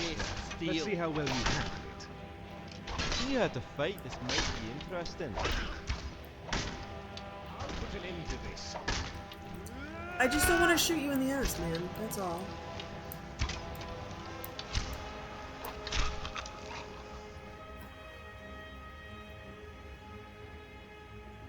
Okay, so we came through here. We went back left. Right? Left, right? Right, left? Alright. So, we should go back in this tunnel. Is that the tunnel? Alright, it's a new tunnel. Why not? So, yeah, she's, being good cuts out a bit of the content, and I also realized I can't use black soul gems. Like, I can't even have certain things in my inventory and casually use them.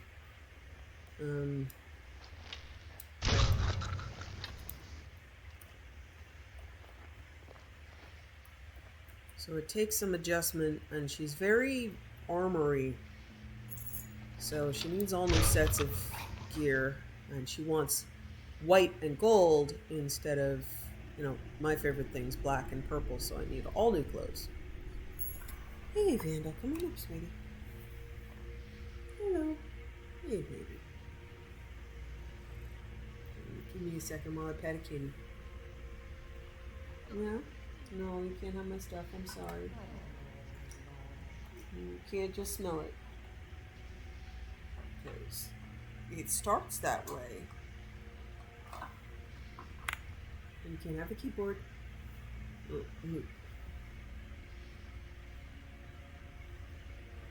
need to cover up while he's on my lap, or his claws will destroy my clothes.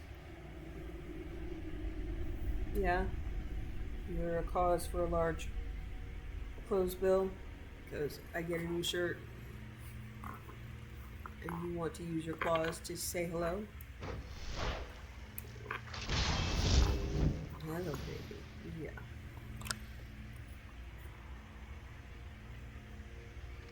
So I'm actually having fun with that. Are you a foamer or someone? Yeah. Will you? Oh my god. Not only is there a cat in my way, but there is also a whole bunch of people.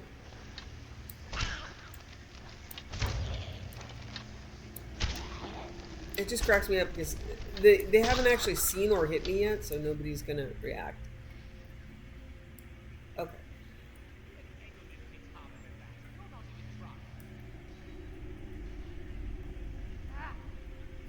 Never come between a woman. Never come between a woman and her what?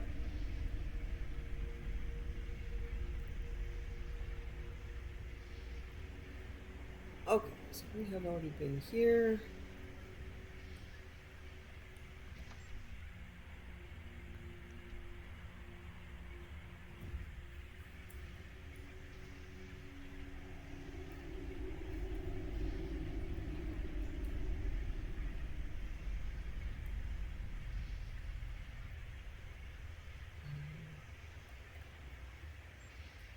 How does one get over there?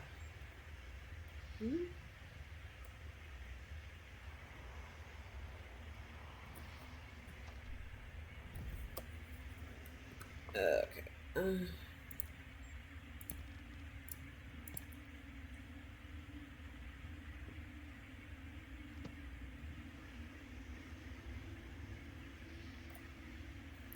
I'll find out if I've already been this way. I think so, though. Yeah, okay. This is the entrance. Alrighty.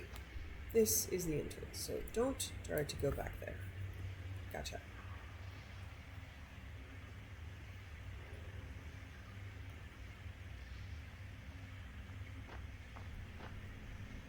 So my list is still undergoing quite a lot of alteration because I'm trying to develop multiple characters. So that means my Altmer guy might need new gear, which means the whole list needs to be redone, and then my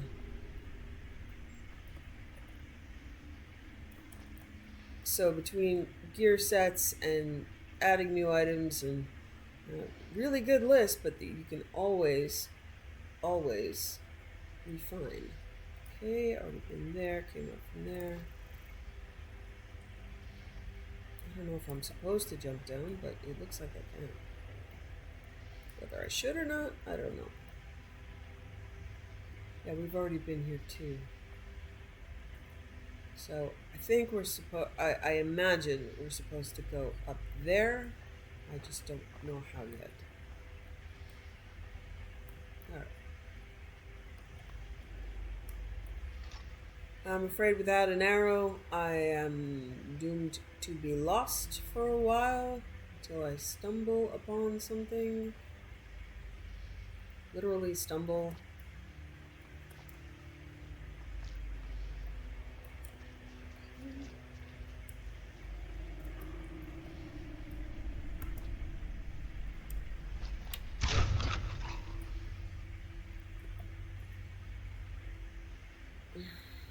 Okay, so I am in combat. Oh, there you are.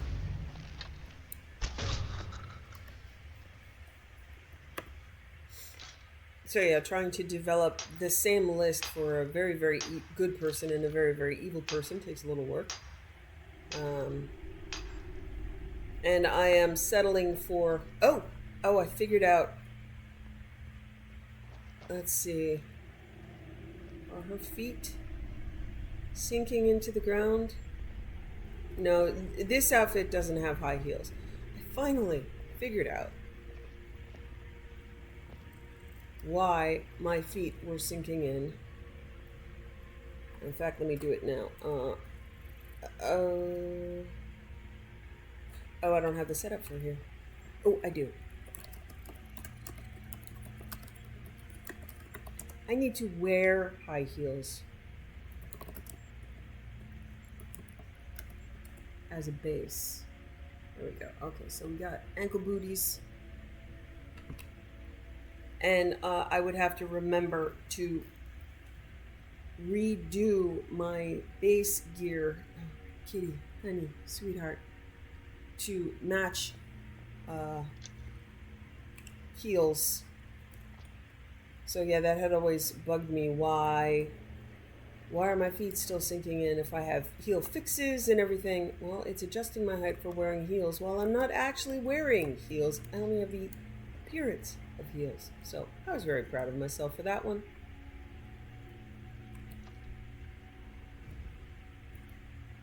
Okay.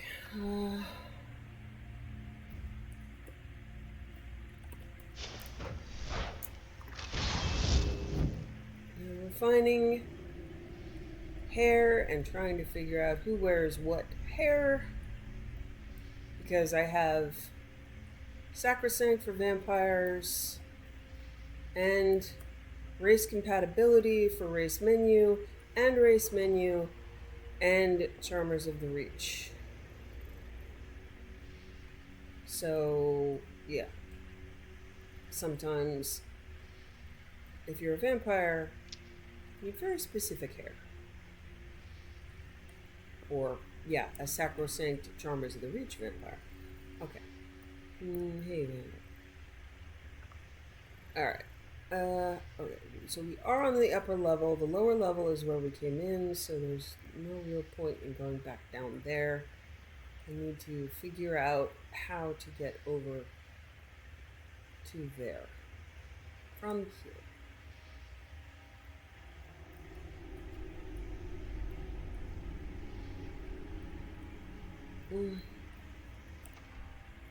Yeah, that's the entrance.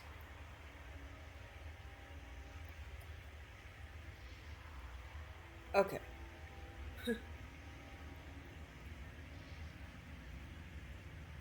I'm really lost. I don't know if I'm supposed to jump or what.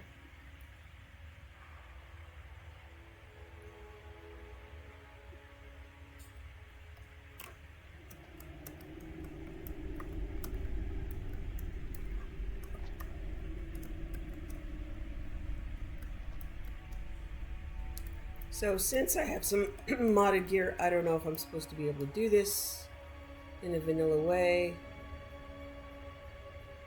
Okay, those are the ruins. Let's see. What's that there? Where are you guys coming from? It appears to be a slot of Did some you jump? sort. Probably for the Okay, I placement should of have come something up that the will likely stairs. unlock the door. That very well could be. There doesn't appear to be any way to unlock the door manually. Looks like the mechanism is tied to the dais. This is interesting. I did bring a number of artifacts along in case we needed to study them along the way, but I hadn't anticipated this. Seems that this door must be bound and opened by a specific artifact.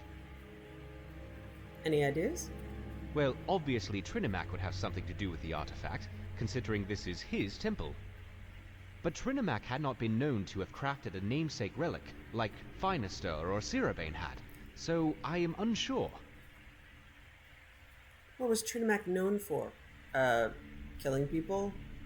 Trinimac was regarded as the champion of Ariel, the warrior spirit of the Snow Elven people. The Snow Prince. If Trinimac was the warrior god, surely the Snow Prince must have been a devout worshipper. Oh yes, that is good thinking, Kaya. The spear of the Snow Prince could very well open the door. The Snow Prince's remains and his spear were entombed in Yolgaya Barrow on the Isle of Solstheim and discovered by the Nerevarine. Before his departure for Arkavir, the Nerevarine returned relics to their rightful places and bestowed them to safekeepers. It's likely he may well have returned the spear to the grave of the Snow Prince. It will take some time, but perhaps you could venture there and seek the spear, Guildmaster. We'll hold down the fort here while you are gone.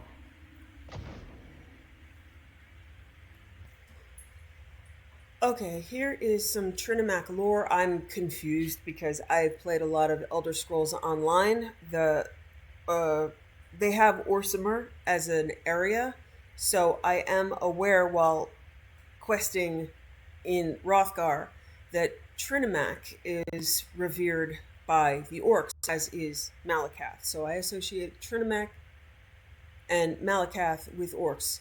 Here's the lore, and it's convoluted, but it does explain. Okay, Trinimac, the warrior, the paragon, and the golden champion, was a prominent god of the early Aldmer. In some places, he was even more popular than Auriel. He was considered Auriel's greatest knight. Auriel, who is Akatosh, I believe. And he was a warrior spirit of the original elven tribes that led armies against mankind. He was known as the strongest of the El Ada who wandered Nirn. He's often depicted holding his sword penitent, also known as Vosh-Rach, the blade of courage. Boethia is said to have, in quotes, eaten Trinimac and assumed his shape so the Daedric prince could convince a throng of Aldmer to listen to him, which led to the creation of the orcs and Chimer. So that's why I associate them with the orcs, and that's why the orcs worship them. Afterwards, popular legend holds that Trinimac vanished from the mythic stage only to return as Malakath, nothing more than a weak and vengeful version of his former glory. So,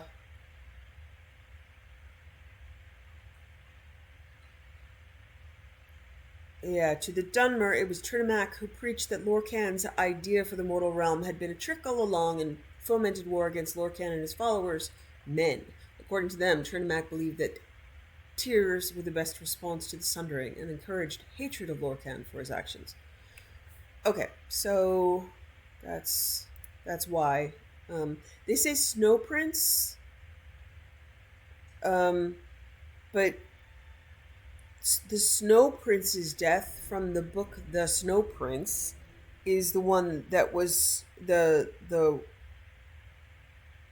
snow elf who was sundered through the heart and killed by a little girl. So this is a very, very confusing.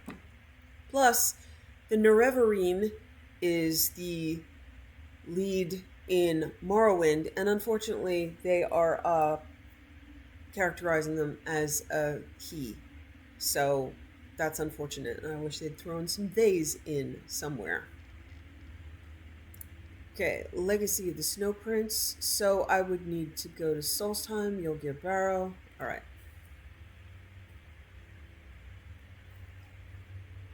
Okie dokie, guys. Alright, there is a Temple Ruins. So I could have gone straight up. I could have gone straight up. Okay. Good to know.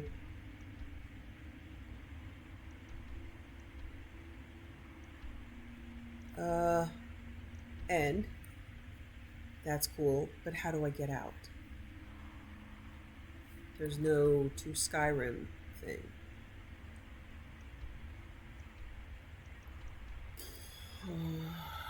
Okay.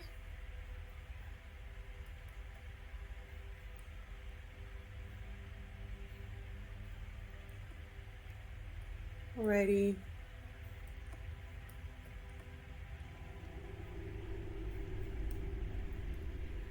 Yeah, I'm really lost, and let me I can hopefully maybe get a no. Let me see if I can get a okay. That will leave me out. We hope. Okay.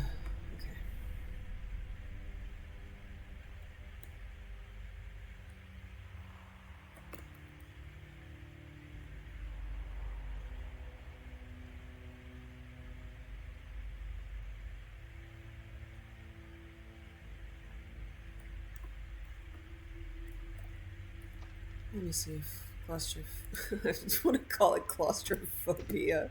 Clairvoyance can help me here.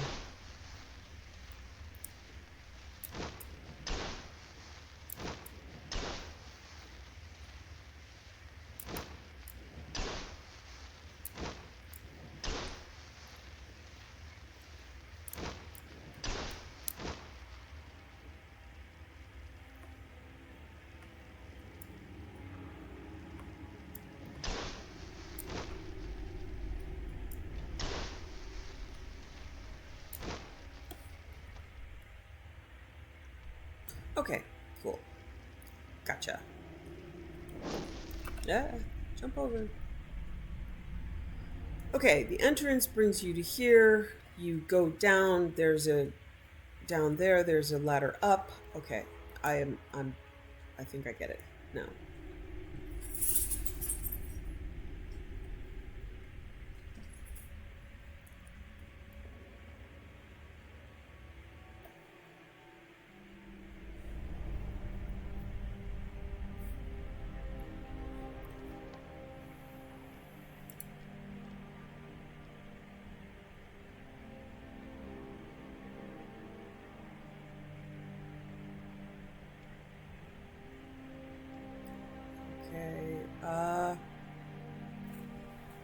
I know I got one of these just by wandering around, but I'm going to have to look up the rest of them, because I don't remember where I was in the college, and I think the last time I was there we just got lost in the midden, so,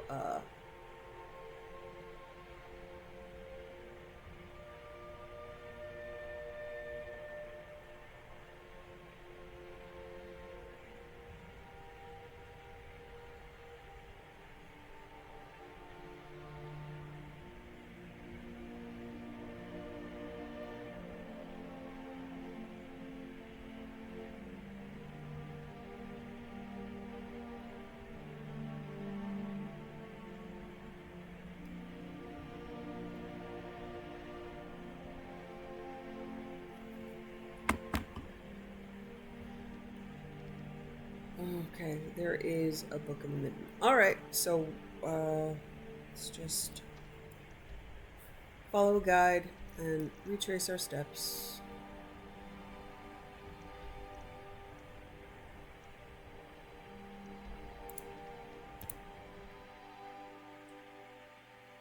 So we only got one. I'm not sure where. We got our first one. I think it was Hall of Attainment.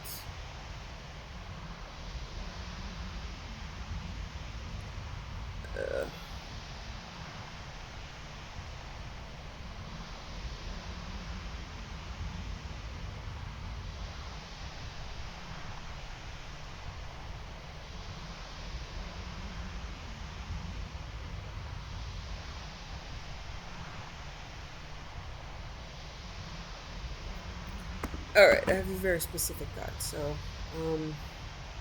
turn Sun Helm back on.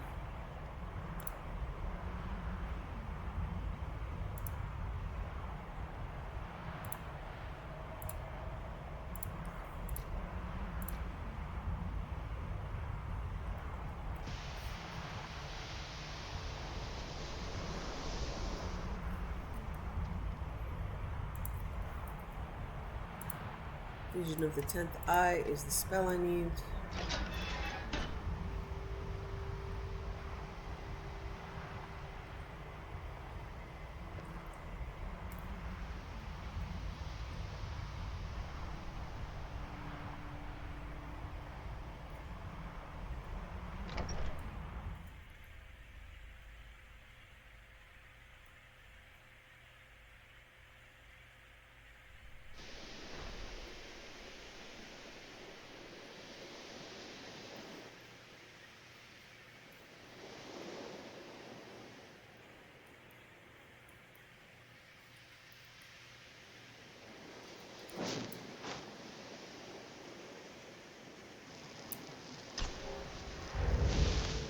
Okay, there's the first one. There's the third one.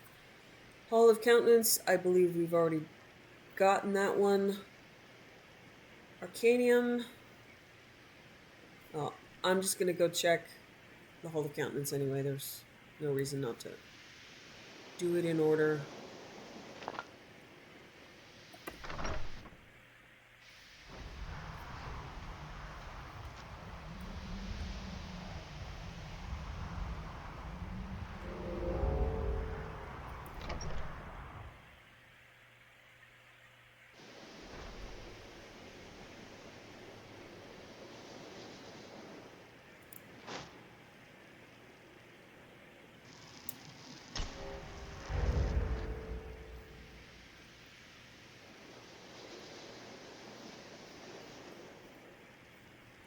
Okay, pretty sure this is where we found it.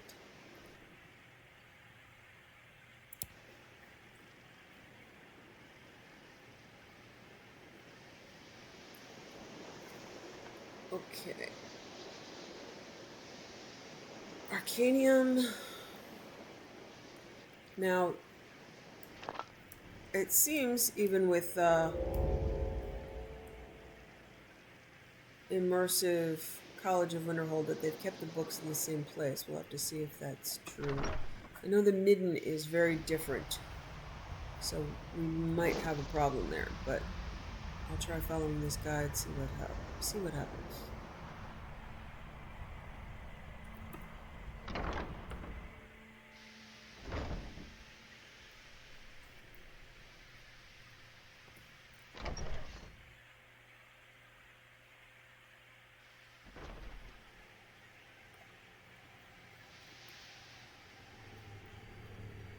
Okay, once inside the Arcanium, pass through the archway into the library. Before reaching the 3 steps down into the center, turn left into the outer ring. Ah, okay. There we go.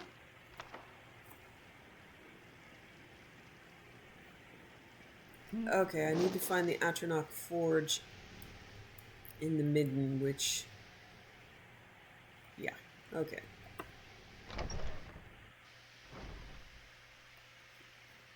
I really haven't done much with the Atronach Forge. I'm gonna try going into the external entrance here and backtracking, see if I can find it.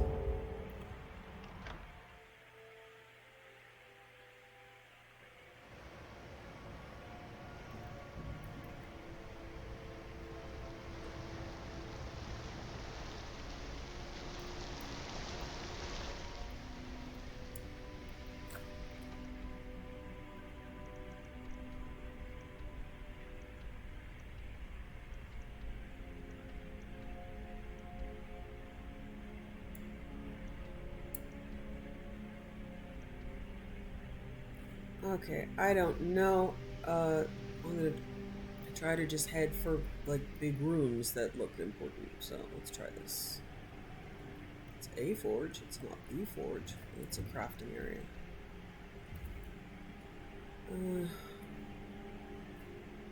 This was where the whites were. Yeah, it...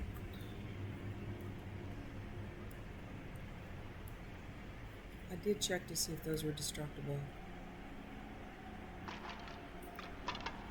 Oh, yeah, look, there's a person on being roasted. Oh, you guys. Yeah. Environmental storytelling. Okay, it's a target demo. It does appear as though I should be able to get up there or do that, but I don't know how. I think we've got to commit to being lost in the midden for a little while until we find it.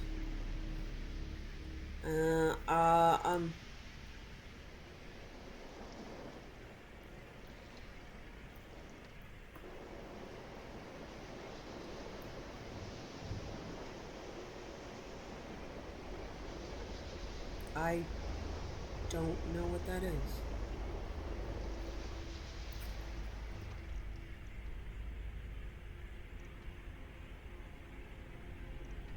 Are we directly under the where the Eye of Magnus was? I don't know. Okay, it's the Hall of Countenance. Let's just go where we haven't. I'm gonna try Midden Dark. See if it's there.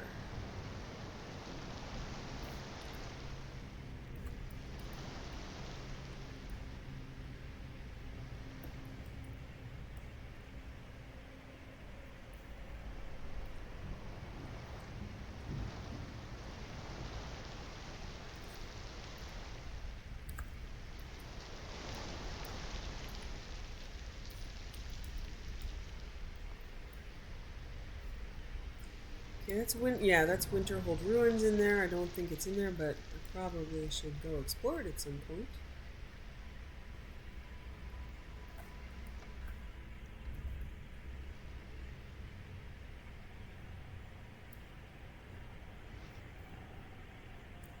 Okay, Atronach Forge. Here we go.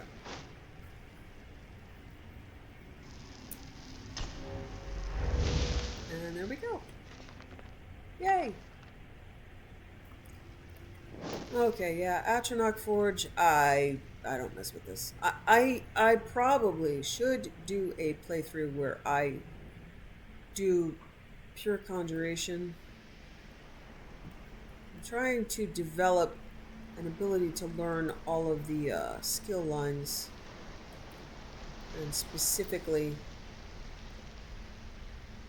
so I know I said earlier in this playthrough that I wanted to be able to summon a rabbit, and there is actually there's a mod for that. So I have installed it. Alright, so I can bring the books to Jovis.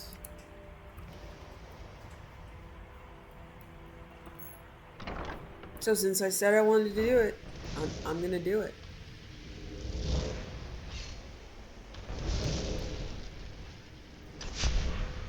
Divine smile on you, friend. Here are the texts you requested. Yes, very good. Here then is the first of the illusion spells you sought.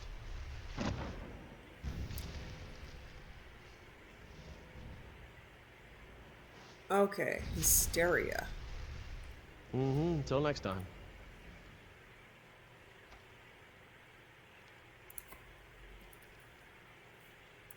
Creatures and people up to level 35 flee from combat for 60 seconds. So I believe you need illusion skill to raise that level up higher. Let me see.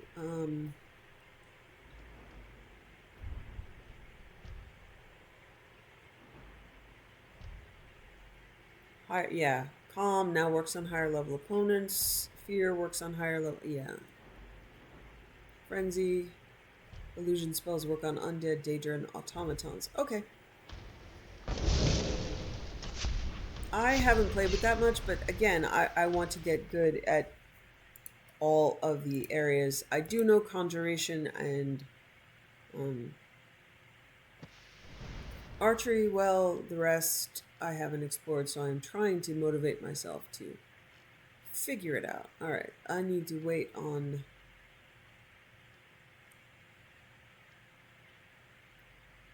killing heart scales. So I have the dagger. I need heart scales. Okay.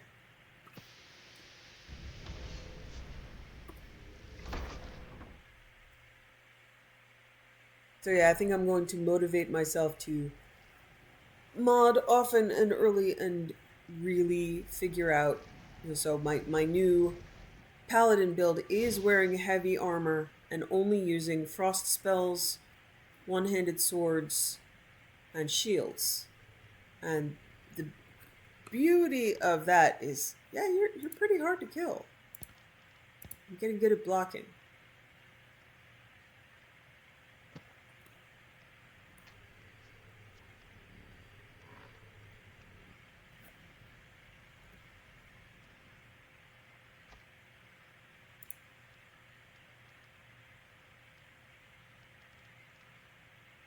The Real Baron Saya, Volume 2. Baron Saya and Straw settled into Riften for the winter. Riften spelled wrong. I thought it was a different town at first. Taking a cheap room in the slummiest section of town. Baron Saya wanted to join the Thieves Guild, knowing there'd be trouble if she were caught freelancing. One day in a barroom, she caught the eye of a known member of the guild, a bold young Khajiit named Theris. She offered to bed him if he would sponsor her membership. He looked her over, grinning, and agreed, and said she'd still have to pass an initiation.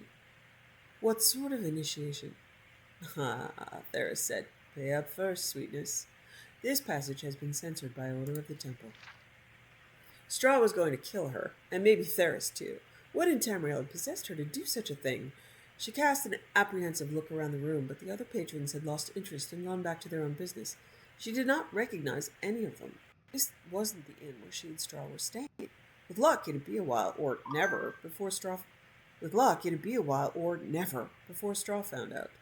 Theris was by far the most exciting and attractive man she had yet met. He not only told her about the skills she needed to become a member of the Thieves Guild, but also trained her in them himself, or else introduced her to people who could. Among these was a woman who knew something about magic. Katisha was a plump and matronly lord. She was married to a smith, had 2 teenage children, and was perfectly ordinary and respectable, except that she was very fond of cats, and by logical inference their humanoid counterparts, the Khajiit, had a talent for certain kinds of magic, and cultivated rather odd friends. She taught Baron Saya an invisibility spell, and schooled her in the other forms of stealth and disguise. Katisha mingled magical and non-magical talents freely, using one set to enhance the other. She was not a member of the Thieves Guild, but was fond of Theris in a motherly sort of way. Baron Saya warmed to her as she never had toward any woman, and over the next few weeks she told Katisha all about herself. She brought Straw there too sometimes. Straw approved of Katisha, but not of Theris. Theris found Straw interesting, and suggested to Baron Saya that they arrange what he called a threesome. Absolutely not, Baron Saya said firmly, grateful that Theris had broached the subject in private for once. He wouldn't like it. I wouldn't like it.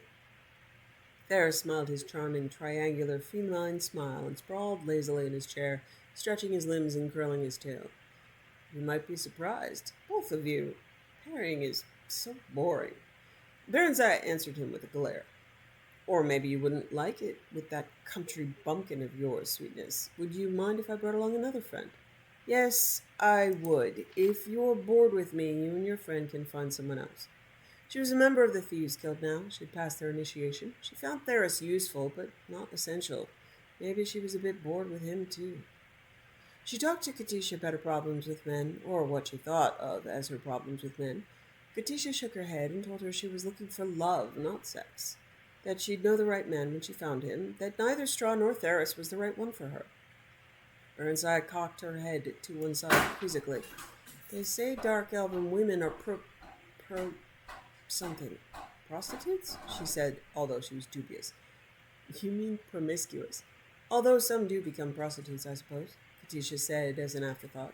Elves are promiscuous when they're young, but you'll outgrow it. Perhaps you're beginning to already, she added hopefully. She liked Baron Saya, had grown to be quite fond of her. You ought to meet some nice elven boys, though. If you go on keeping company with Khajiits and humans and what have you, you'll find yourself pregnant in next to no time. Baron Saya smiled involuntarily at the thought. I'd like that, I think, but it would be inconvenient, wouldn't it? Babies are a lot of trouble, and I don't even have my own house yet. How old are you, Baron?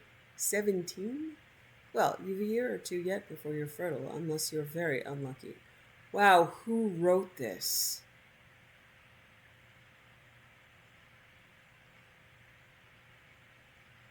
Unless, okay, unless it's about elves. Or, okay. And even then, if they live hundreds and hundreds of years, wouldn't you become fertile at, like, age 150? I don't know. Weird. How old are you, Barry? 17? Well, you've a year or two yet before you're fertile, unless you're very unlucky. Elves don't have children readily with other elves after that. Elves don't have children readily with other elves after that, even, so you'll be all right if you stick with them. Burnside remembered something else. Straw wants to buy a farm and marry me. Is that what you want?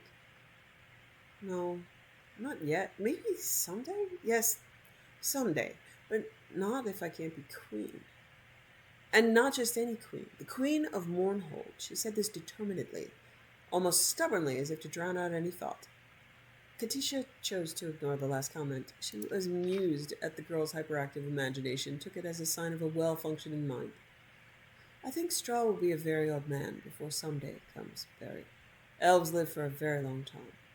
Katisha's face briefly wore the envious, wistful look humans got when contemplating the 1,000-year lifespan elves had been granted by the gods.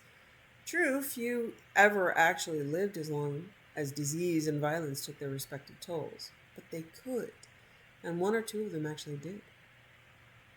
I like old men, too, Barry said.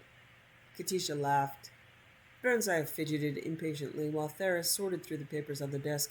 He was being meticulous and methodical, carefully replacing everything just as he'd found it. They'd broken into a nobleman's household, leaving Straw to hover outside as a lookout. Theris had said it was a simple job, but very hush-hush.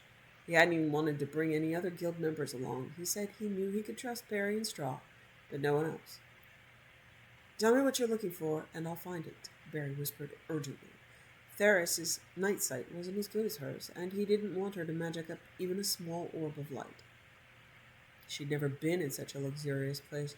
Not even the Darkmoor castle of Count Sven and Lady Inga, where she had spent her childhood, compared to it.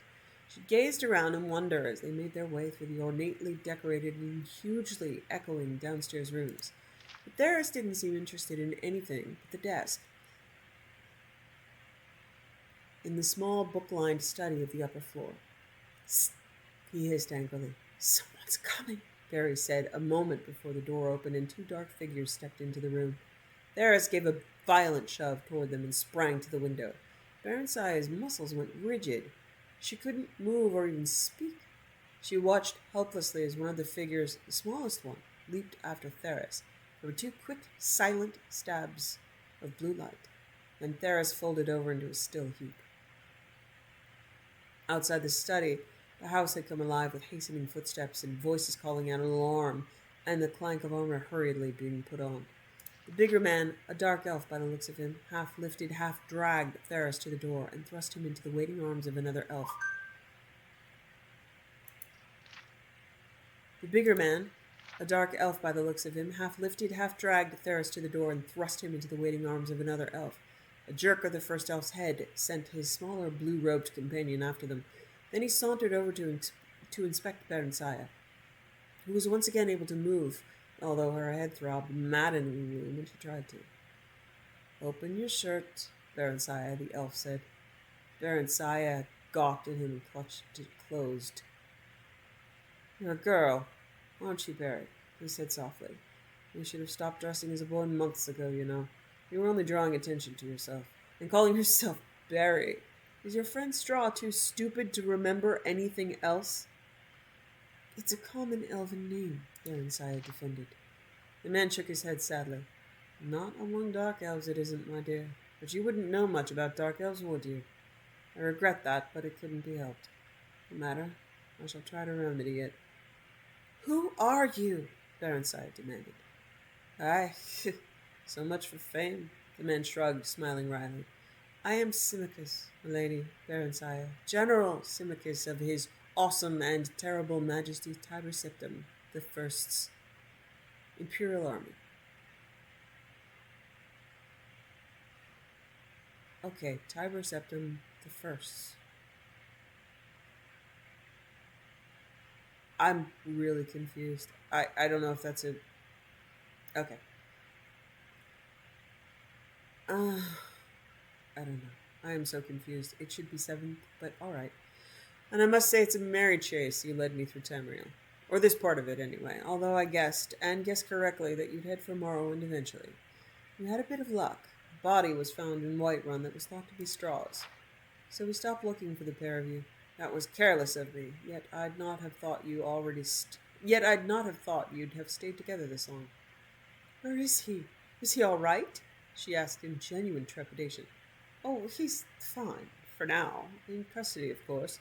He turned away. You care for him, then?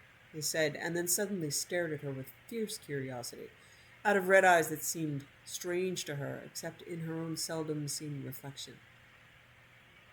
He's my friend, Barenziah said. The words came out in a tone that sounded dull and hopeless to her own ears. Symmachus, a general in the Imperial Army, no less, said to have the friendship and ears of Tiber Septim himself. Aye, you seem to have several unsuitable friends, if you'll forgive me saying so, milady. Stop calling me that. She was irritated at the general's seeming sarcasm, but he only smiled. As they talked, the bustle and flurry in the house died away, although she could hear people, presumably the residents, whispering together, not far off. The tall elf perched himself on a corner of the desk. He seemed quite relaxed and prepared to stay a while. Then it occurred to her. Several unsuitable friends, had he said. This man knew all about her, or seemed to know anyway, which amounted to the same thing. Oh, what's going to happen to them? To me? Ah, as you know, this house belongs to the commander of the Imperial troops in this area, which means to say that it belongs to me. Barenziah gasped, and Symmachus looked up sharply. What? You didn't know?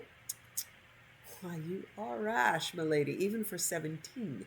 You must always know what it is you do or get yourself into. But the guild wouldn't have... Barenziah was trembling. The Thieves' Guild would never have attempted a mission that crossed Imperial policy. No one dared oppose Tiber Septim, at least no one she knew of. Someone at the guild had bungled badly, and now she was going to pay for it. I dare say, it's unlikely that Theris had guild approval for this. In fact, I wonder...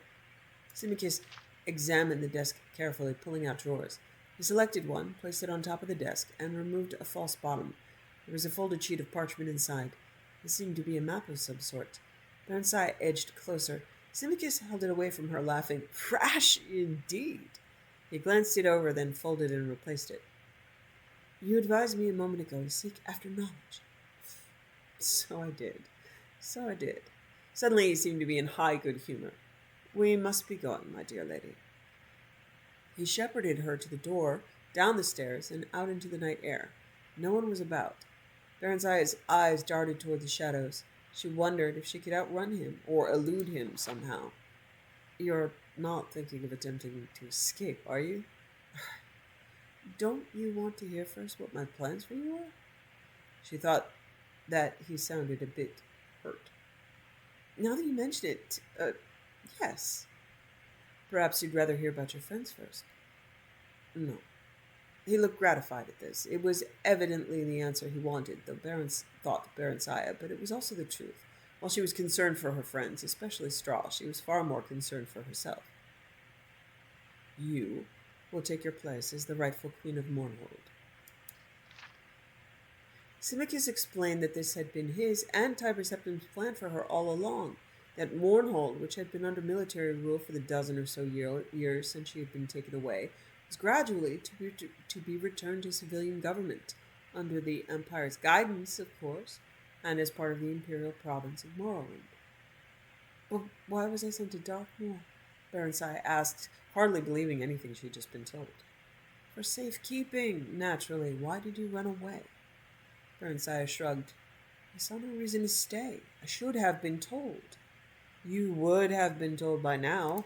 I had in fact sent for you to be removed to the Imperial City to spend some time as part of the Emperor's household. But of course you had, shall we say, absconded by then. As for your destiny, it should be, and should have been, quite obvious to you. Thyra Septim does not keep those he has no use for. And what else could you be, that you would be of use to him?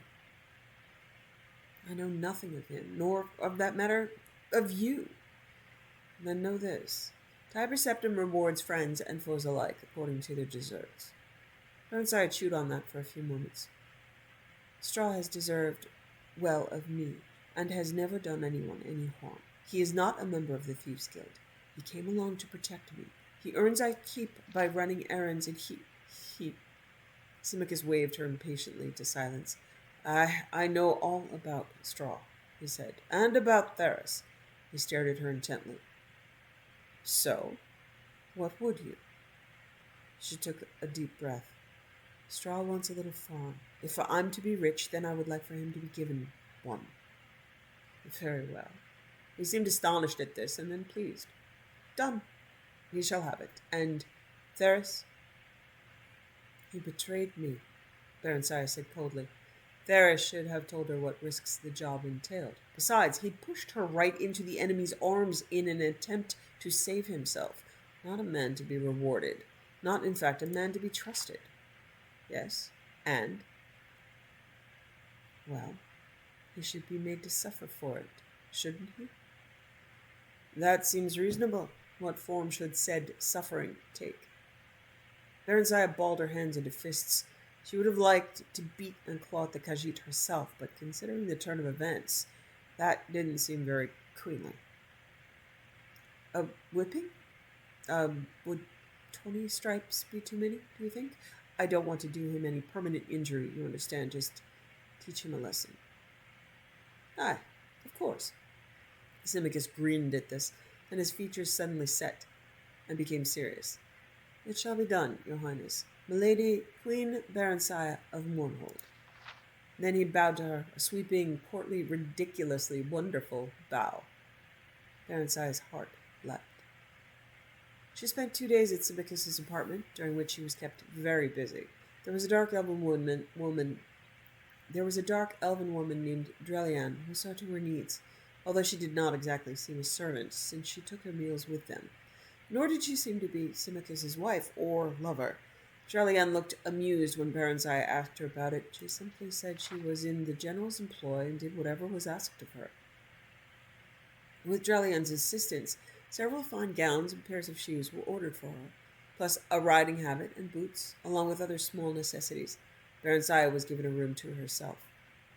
Simicus was out a great deal. She saw him at most mealtimes, but he said little about himself or what he had been doing. He was cordial and polite, quite willing to converse on most subjects, and seemingly interested in anything she had to say. Drelian was much the same. Barensiah found him pleasant enough, but hard to get to know, as Katisha would have put it. She felt an odd twinge of disappointment. These were the first dark elves with whom she'd associated closely. She'd expected to feel comfortable with them, to feel at least that she belonged somewhere, with somebody, as part of something. Instead, she found herself yearning for her Nordic friends, Katisha and Straw. When Simicus told her they were to set out for the Imperial City on the morrow, she asked if she could say goodbye to them. Katisha? He asked. Aye, but then I suppose her... Katisha? He asked. Aye, but then I suppose I owe her something. She it was who led me to you by telling me of a lonely, dark elven girl named Berry who needed elven friends and who sometimes dressed as a boy. She has no association with the Thieves' Guild, apparently, and no one associated with the Thieves' Guild seems to know your true identity, save Theris. That is well. I prefer that your former guild membership not be made public knowledge. Please speak of it to no one, Your Highness. Such a past does not become an imperial queen. No one knows but Straw and Theris, and they won't tell anyone. No. He smiled a curious little smile. No, they won't. He didn't know that Katisha knew then, but still there was something about the way he said it. Straw came to their apartment on the morning of their departure. They were left alone in the salon, although Barensiah knew that other elves were within earshot. He looked drawn and pale. They hugged one another silently for a few minutes. Straw's shoulders were shaking and tears were rolling down his cheeks, but he said nothing. Barensiah tried to smile. So we both get what we want, huh? I'm to be Queen of Mournhold, and you'll be lord of your own farmstead. She took his hand, smiled at him warmly, genuinely. I'll write you, Straw, I promise. You must find a scribe so you can write me too. Straw shook his head sadly. When Barenziah persisted, he opened his mouth and pointed at it, making inarticulate noises. Then she realized what it was. His tongue was gone, had been cut off. Barenziah collapsed into a chair and wept noisily. But why? She demanded of Symmachus when Straw had been ushered away. Why? Symmachus shrugged. He knows too much. He could be dangerous. At least he's alive, and he won't need his tongue to raise pigs, or whatever. I hate you! Barenziah screamed at him, and then abruptly doubled over and vomited on the floor. She continued to revile him between intermittent bouts of nausea. He listened stolidly for some time, while Drelian cleaned up after her. Finally, he told her to cease, or he would gag her for her journey to the Emperor. They stopped at Katisha's house on the way out of the city. Symmachus and Drelian didn't dismount. All seemed normal, but Barenziah was frightened as she knocked on the door. Katisha answered the knock. Barenziah thanked the gods silently, but that at least she was all right. But she'd also obviously been weeping. In any case, she embraced Barenziah warmly. Why are you crying? Barenziah asked. For Theris, of course. You haven't heard? Oh dear, poor Theris.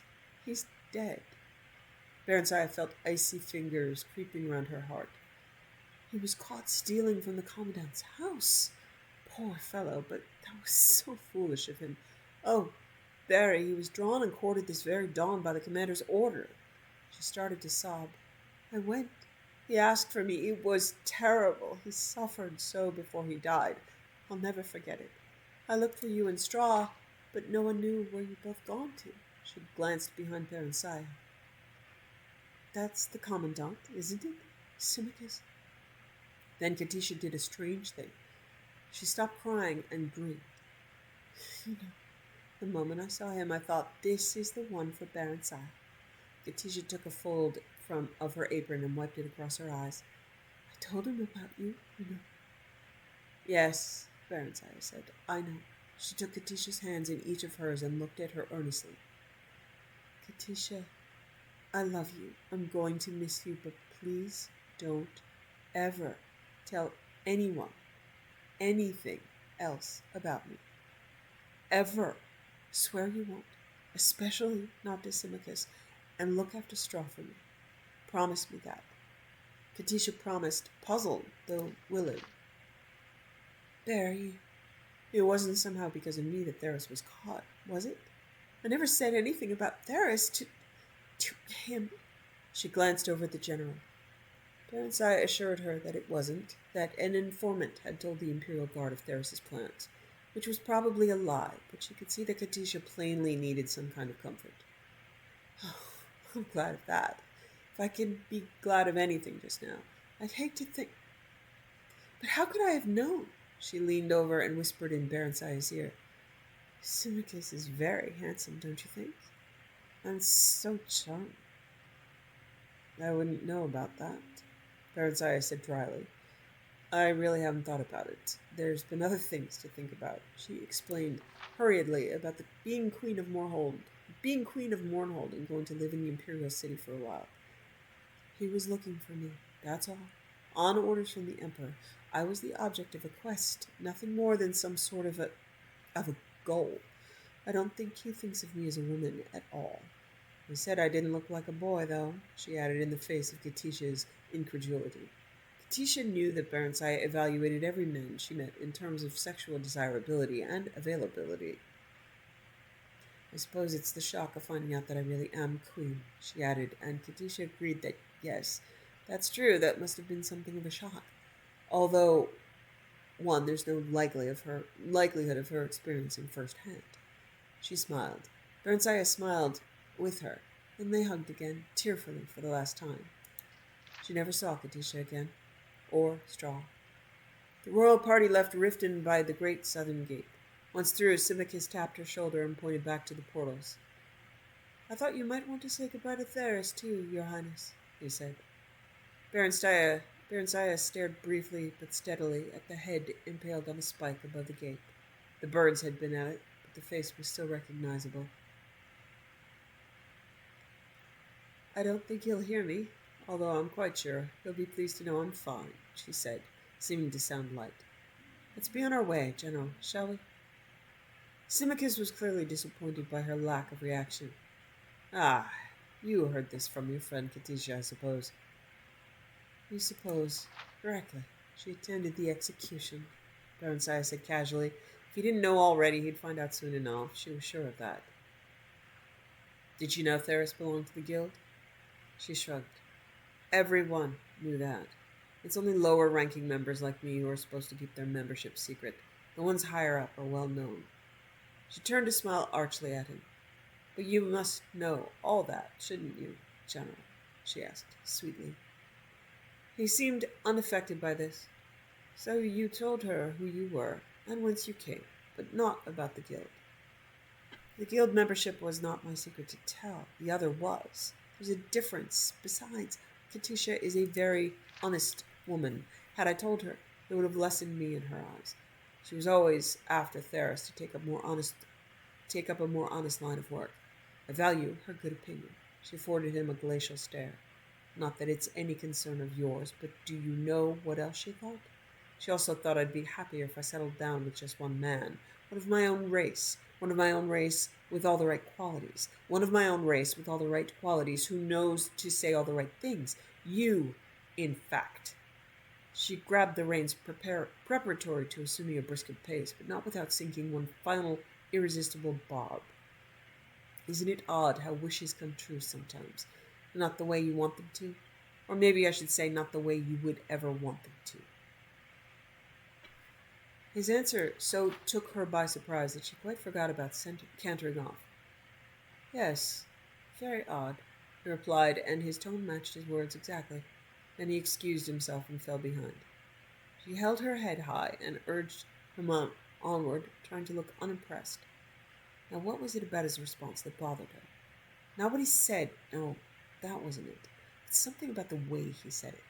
Something about it made her think that she, Baronsiah, was one of his wishes that had come true.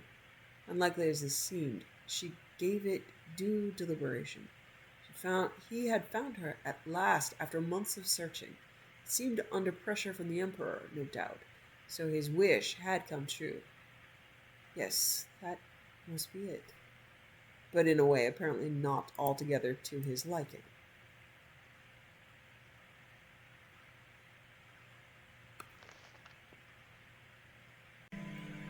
Thanks for watching. Wishing you found family, creative hobbies, a hot bath after a long day, and food you love as much as Saleya loves apple pies.